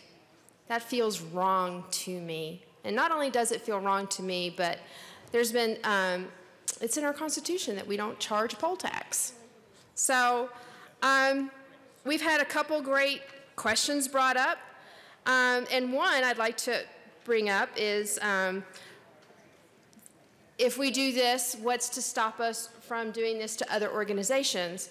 And to that, I would have to say that none of those other organizations that was brought up have any ability to put a candidate directly on the ballot. Now, they may fundraise to do that in a roundabout way, but the direct way to the ballot is through our caucus and assembly process. Now, there are those who do petition on. I won't deny that that is an avenue available to those folks, but you can still get on the ballot directly through this process. The Rotarians don't put people on the ballot. Neither does the ACLU. So I have a hard time with that argument. Another issue brought up was, what is the role of government? Why should government be inserting themselves in this? Well, the role of government here is to protect voter participation. That's all that we're asking here, is to protect people's ability to participate in the democratic process without having to pay to do so. And lastly, I would just like to thank Representative Williams for having the courage to bring this forward. He has fought an uphill battle, and I admire him for that. And so thank you, Representative Williams, for bringing this forward. And I ask for an aye vote. Is there any further discussion on House Bill 1046? Seeing none, the question before us is the adoption of House Bill 1046. All those in favor say aye. Aye. Those opposed, no. No. The ayes have it. House Bill 1046 passes. Mr. Randall, please read the title of House Bill 1100.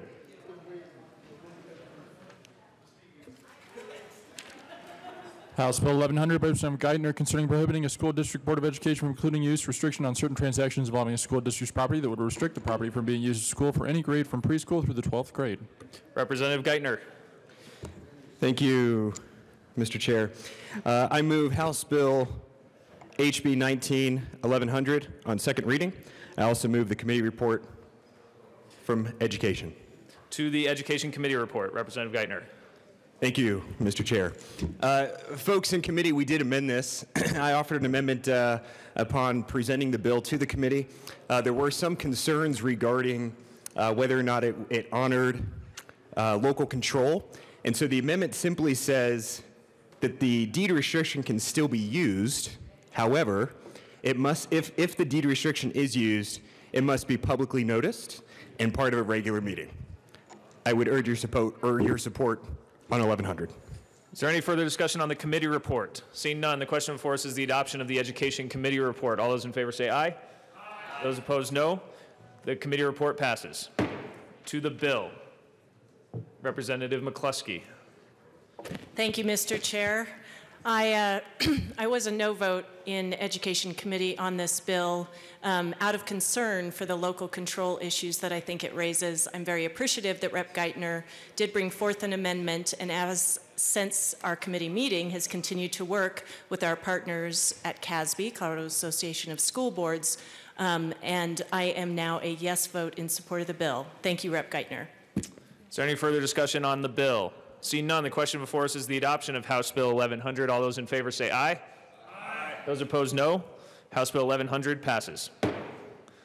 Mr. Randall, please read the title of House Bill 10, Assistant Majority Leader Kennedy. Thank you, Mr. Chair. I move to lay over House Bill 1019 until Tuesday, February 12th. Seeing no objection, House Bill 1019 will be laid over until Tuesday, February 12th.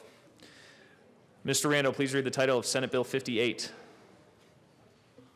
Senate Bill 58 by Senator Lee, also Representative Herod, concerning the enactment of the Colorado Revised Statutes 2018 is the positive and statutory law of the state of Colorado.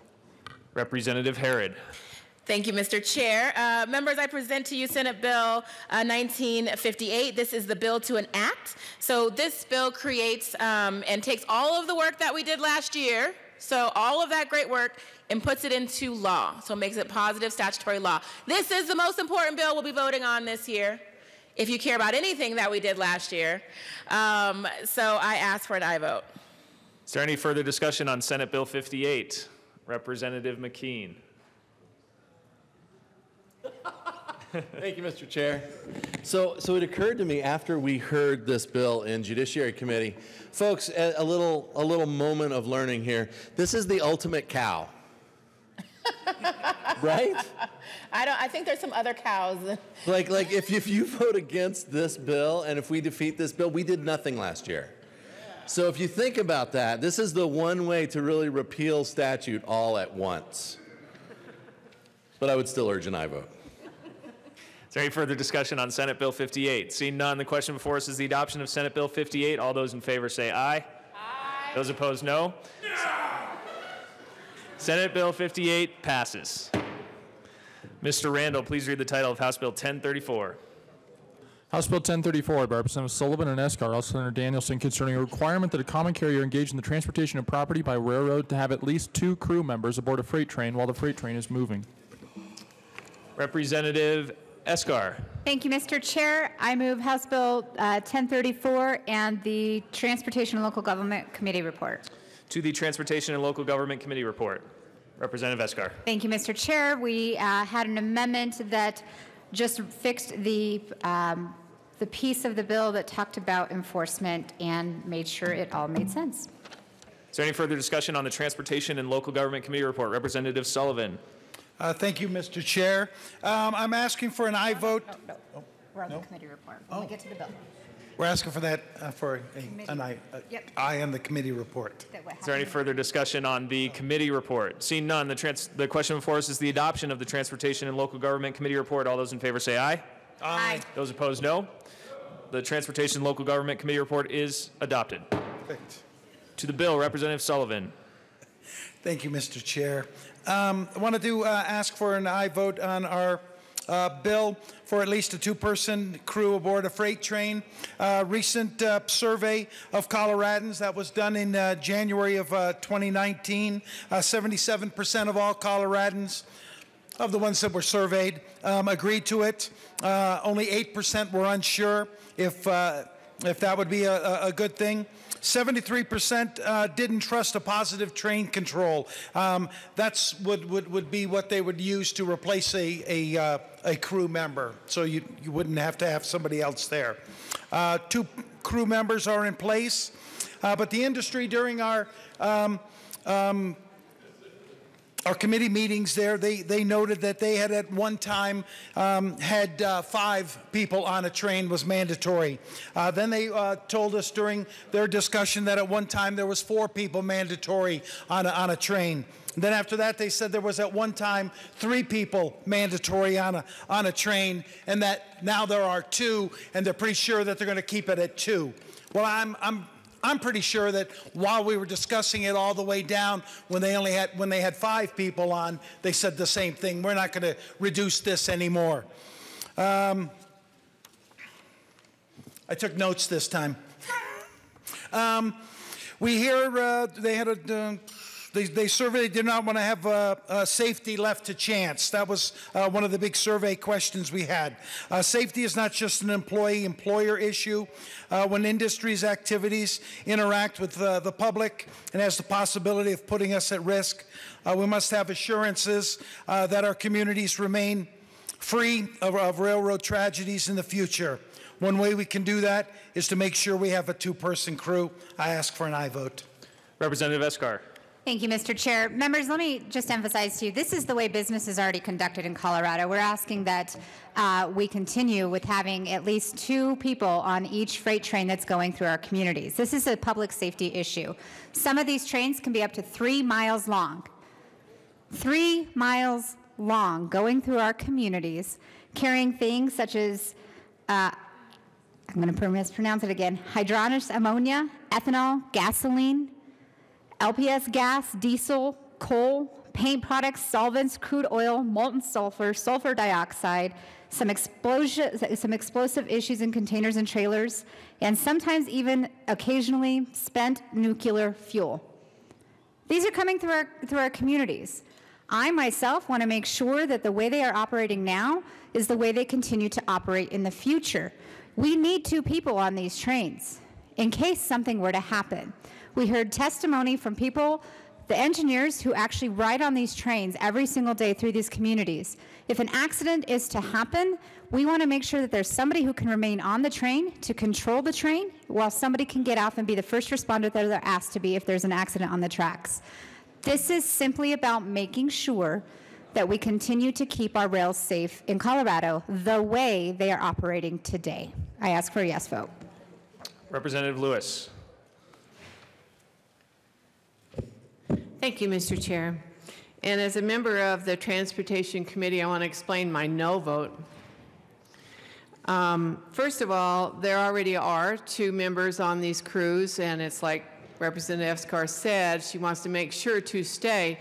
What right do we have to tell these train companies how many members they should be? How many more red flags are we going to throw up? How many more government mandates are we going to put in there for businesses? We need more businesses. We need more competition. In fact, all businesses do. And are we going to start with the trains and then go to the trucks? I mean, how many truckers pull a set of doubles that are hazmat? Are we going to have to make sure there's 2 truckers in there? Trucks and trains move America. So are we here in the Colorado House going to be sitting here and push through a bill that will make that mandate? The opposition that we are getting is also endorsed by C3 and KC. So there are other groups looking at this, business groups that know that this bill is bad. I urge a no vote. Representative Escar. Thank you, Mr. Chair. And I just read an article that was just published this week that talked about Union Pacific reported better than expected quarterly profits just this month, operating the way they are operating right now. I don't think this is going to hinder their business or their bottom line. This is about public safety, making sure we keep Colorado communities, yours and mine, our constituents, safe. Thank you. Representative Buck. Thank you, Mr. Chair. And as much as I have tremendous respect for Representative Escar, I absolutely think this is a bizarre bill that we're even running because we ran it before and we're running it again. Truth of the matter is we don't run 3-mile trains anymore. We have 2 members on the train. What they're asking for is the state legislature to get involved in union contracts. That's where we have no business. If the trains want to do the 2 Men, that's fine, but we as a state legislature have no business in getting involved in a union contract. I urge a no on this bill, and please don't bring it again. Thank you. Representative Buck, members are allowed to bring whatever bill they would like. Representative Humphrey.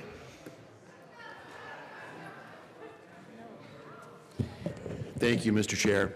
And I don't have a list with a lot of bullet points. I'll try to be brief. I know we're trying to get to lunch, but I just wanted to say that from testimony, I didn't hear that we have a huge problem with a huge public safety problem here. I know the union really wants the bill, and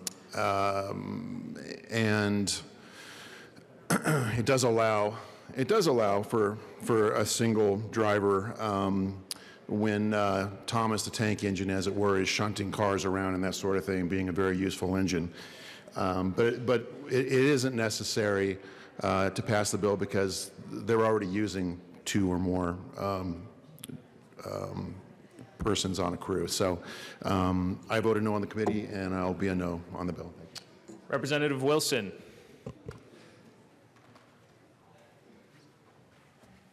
Thank you, Mr. Chair.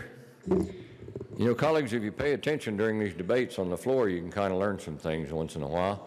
And I just learned something. Representative Esgar, you said that the second person riding on the train, their purpose is to be a first responder, and if there's an accident, that someone testified to that. I didn't know that was true. Representative Esgar.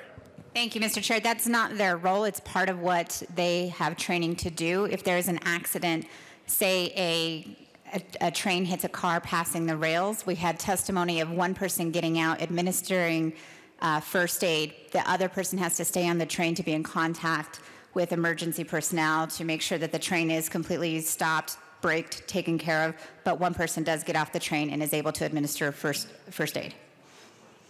Representative Wilson. Thank you, Mr. Chair, and thank you, Representative Esgar. So every second person riding each one of these trains is a first responder? That was my question. Representative Esgar.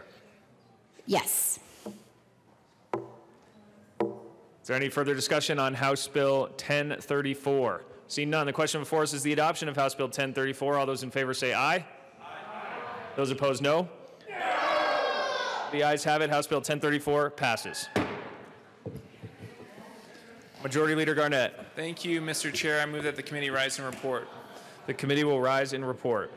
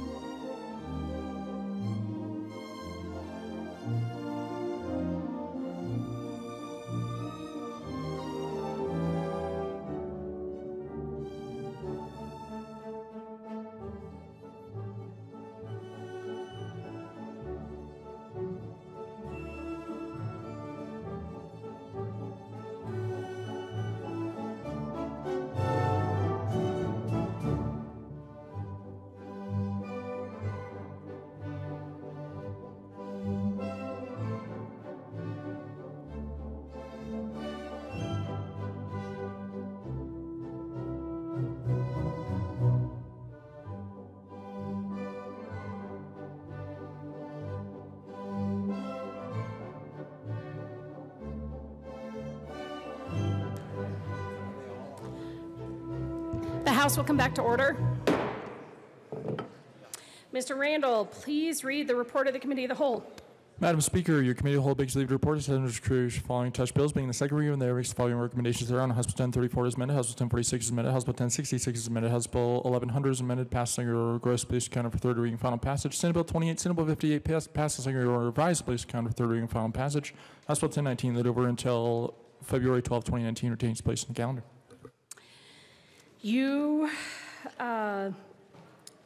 There are amendments at the desk. Mr. Randall, please read the Soper amendment to the report of the Committee of the Whole. Oh, I'm sorry, Representative Roberts, you got to move the motion first. You've heard the motion. Now there are amendments at the desk. Mr. Randall, please read the Soper amendment. Representative Soper moved to amend the report of the committee to hold reverse the action taken by the committee in not adopting the following Soper Amendment L014 to House Bill 1046. Show that said amendment passed in the House Bill 1046 as amended passed. Representative Soper. Thank you, Madam Speaker. We had a lengthy debate about this, and once again, I want to reiterate that the bill is not fair nor equal without this amendment, because what it does is it strikes the word major and forces the bill to apply to all political parties, regardless of whether or not they're a major political party or a minor political party. And I move the amendment or the Soper amendment to the Committee of the Whole. Is there any further discussion? Representative Van Winkle.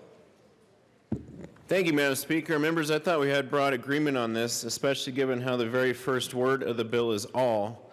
And last time I checked, all means all, which includes not just Republican and Democrat voters, but Libertarian, Constitutional, Green Party, et cetera, et cetera. So as for a yes vote on this, I don't understand quite how the bill sponsors can on one hand say this is a civil right that is necessary for all voters of Colorado, and then on the other block many of those voters out, just have a special carve out for Republicans and Democrats only. I urge a yes vote. Representative Williams. Thank you, Madam Speaker, and I do appreciate the discussion, especially from the amendments drafter. While I think it's a worthwhile discussion, I do wish that I would have been consulted on this prior. I think it needs a little bit more of a robust stakeholder process. And so for today, I would encourage members to vote no on this particular amendment. Thank you. Representative Lentine. Thank you, Madam Speaker. Members, I'm a bit ambivalent about this amendment, so I would just say to vote your conscience. Thank you. Representative, anyone else? Melton. Thank you, Madam Speaker. Members, I would ask for a no vote on this amendment. Even though I do like where the representative is going with this, I'm still unclear as to what minor parties have assemblies and if they charge a fee. So I'm still questioning the applicability of this amendment and would ask for a no vote on this amendment. Representative Soper. Well, thank you, Madam Speaker. I once again rise to ask for a yes vote on this amendment. And to address the point that was just made, it is pretty clear. Minor parties within their bylaws and constitutions can charge fees, and we know that. And the other thing is we're governing for all of Colorado, not just for the major political parties, and we need to also consider the minor political parties as well. And what I'm afraid is going to happen is one day down the road, we're going to wake up and see that a minor political party is doing the exact same thing, and then we're going to be back in this exact same spot saying we should have included minor political parties in this as well. So let's govern for all of Colorado. I ask for a yes vote. Is there any further discussion? Representative Liston. Thank you, Madam Speaker. Well, members, I clearly remember about 6 years or so ago in Colorado Springs when the Libertarian Party of Colorado had their assembly or their convention in Colorado Springs. It was at the Hotel Elegante, and they had a number of delegates. It was on television, and I can assure you that the Hotel Elegante did not give them that room for nothing. They had to have charged or asked for their delegates or somebody to pay for that ballroom, which there was 100 or 200 delegates, whatever it was. So I urge a strong support for Representative Soper's Cow amendment. Thank you. If there's no discussion, if there's no further discussion, the question before the House is the adoption of the Soper amendment to the Committee of the Whole. Mr. Randall, please open the machine and members proceed to vote.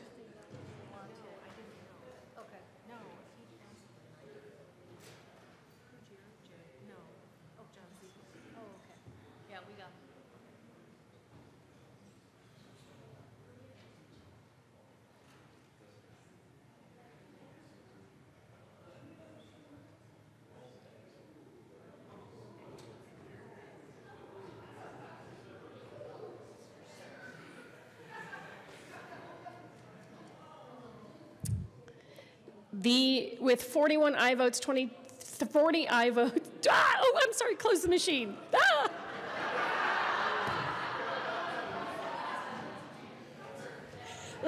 Important little detail there, especially because Representative Humphrey, he's going to just switch his votes back and forth, and too late. Okay, with 40, not on this particular amendment, it's just a little game, I know. With 41 aye votes, 22 no votes, 1 excused, and 1 vacant, the amendment is passed. Mr. Randall, please read the Van Winkle amendment to the report of the Committee of the Whole. Representative Van Winkle moved to amend the report of the committee, hold reverse the action taken by the committee, and not adopting the following Van Winkle Amendment L005 to House Bill 1046 to show that said amendment passed. That House Bill 1046 is amended passed. Representative Van Winkle. Thank you, Madam Speaker. I move the Van Winkle Amendment to the Committee of the Whole report. Please proceed. Thank you, Madam Speaker. And this is an amendment I ran during the bill that asked for the shall notify section to be stricken from the bill. I believe it ventures very close to the violating the compelled speech doctrine, which says that government cannot force an individual or group to say something against that they do not want to say. I don't know if it quite gets there, but it's close enough to worry me. Also, and perhaps more importantly for our vote today, the bill sets out a new mandate, a new law that every precinct person in Colorado must follow. If they don't follow it, I ask what the penalty is, and neither bill sponsor could articulate whatsoever that penalty is. I don't know if that's lawsuits. I don't know if that's jail time. I don't know what that is, and the bill sponsors don't seem to either. So I ask for a yes vote. Representative Williams. And members, we are sitting as a committee of the whole, which means you only get, what? You only get 10 minutes to talk, but the mover of the motion can talk up to 10 minutes, but unlimited times. Everyone else only gets 2 times to talk. So just a reminder for that. Representative Williams. Thank you, Madam Speaker. I simply disagree. I don't think this is a compelled speech issue. It's a bit of a stretch to say that. I think it's absolutely reasonable and appropriate to have voters notified that they don't have to pay an immoral mandatory poll tax / badge fee. So I would urge a no vote on this amendment. And I said we're seated as a committee of the whole. We're seated as the House, but the rules are 10 minutes. Okay. Representative Lontine, no. Anyone else? Seeing no discussion, Mr. Randall, please open the machine, and members, please vote.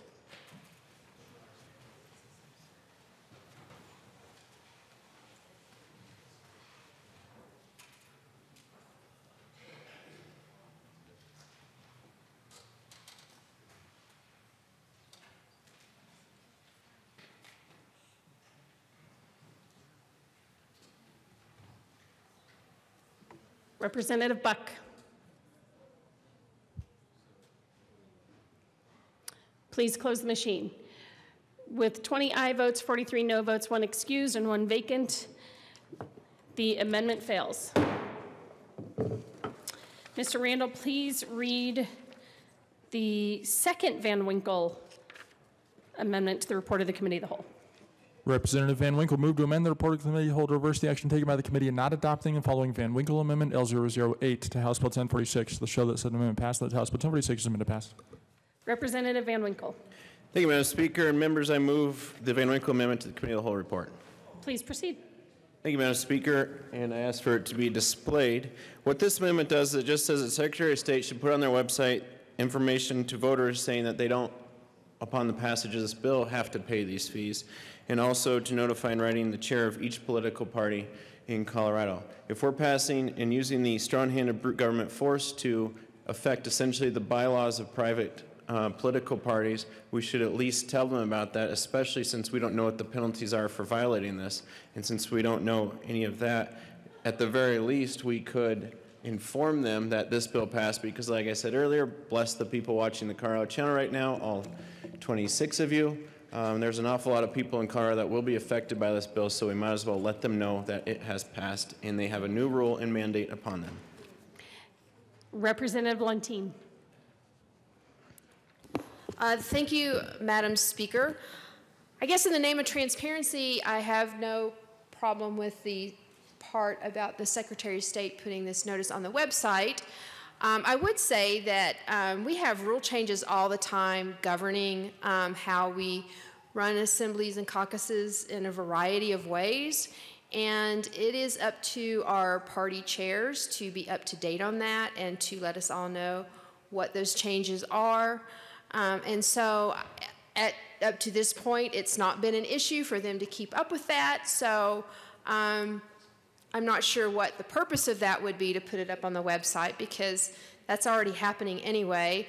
I do take issue, however, with the written notice piece. I don't see the point of that other than to have government pay more money to do something that we don't need to have done. So I ask for a no vote on this amendment, please. Representative Gray. Thank you, Madam Speaker. I would just note in honor of Representative Soper that the notice would only go to major political parties and not to minor political parties. And so I'd ask for a no vote. I think we should treat everyone equally. Is Representative Williams. Thank you, Madam Speaker. That was a good catch that I would echo as well. But I would just implore everyone. I don't actually have a strong feeling one way or the other. I do think it's kind of unnecessary at this point to put this into the bill, but for that reason, I'll be a no vote, but I'll certainly encourage everyone to vote their conscience on this one. Is there any further discussion? Seeing none, the question before us is the adoption of the Van Winkle amendment to the report of the Committee of the Whole. Mr. Randall, please open the machine, and members, please vote.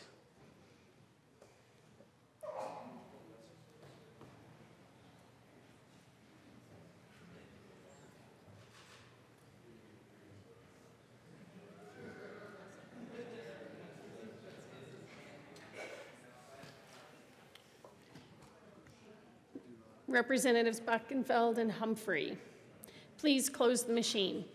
With 19 aye votes, 44 no votes, 1 excused, and 1 vacant, the Van Winkle amendment fails. There are no further amendments at the desk. So the question before the House is the adoption of the Committee of the Whole report. Mr. Randall, please open the machine, and members, please vote.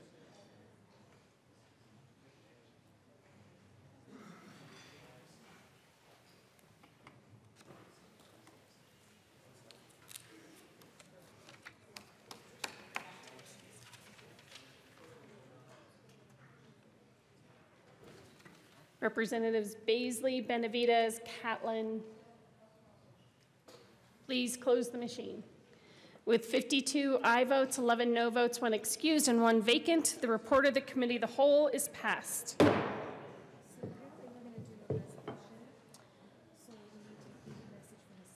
Okay. Message from the Senate. Madam Speaker, the Senate has adopted and transmits herewith Senate Joint Resolution 4. Introduction of resolution. Senate Joint Resolution 4 by Senator Sonnenberg and Fields, also Representatives Valdez and Pelton, concerning the designation of February 4th as Missing Persons Day in Colorado. Majority Leader Garnett. Thank you, Madam Speaker. I move for immediate consideration of Senate Joint Resolution 4. Seeing no objection, Mr. Randall, please read the title to Senate Joint Resolution 4. Senate Joint Resolution 4 by Senator Sonnenberg and Fields, also Representatives Valdez and Pelton, concerning the designation of February 4th as Missing Persons Day in Colorado. Representative Valdez. Thank you, Madam Speaker. I move Senate Joint Resolution 19004 and to not be read at length. Please proceed.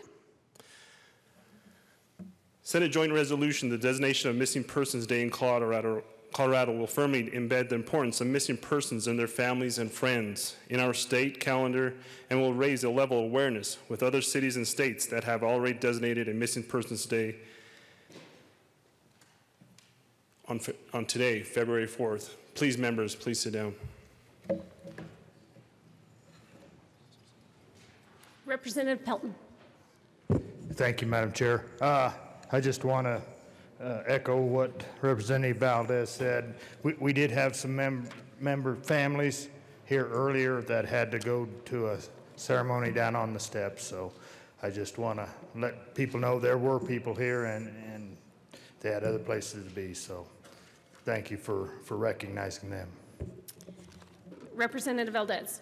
Thank you, Madam Speaker. It is truly the loved ones, the families who are continuing to search for answers for those of the missing and those of their loved ones. So if you can reach out to them, please do, and thank you for this resolution. Representative Valdez, do you want to move the current roll call, or what is Representative Valdez? Thank you, Madam Speaker. I ask for the morning roll call to be added as co-sponsors to Senate Joint Resolution 19004. Oh, we actually have not passed the resolution. All those in favor of Senate Joint Resolution 004 say aye. Aye. All opposed say no. Senate Joint Resolution 19004 is passed. And now, Representative Valdez. Thank you, Madam Speaker. I ask for the morning roll call to be added as co-sponsors to Senate Joint Resolution 19004. Seeing no objection, the morning roll call will be added as co-sponsors. That brings us to announcements and introductions. Any announcements and introductions?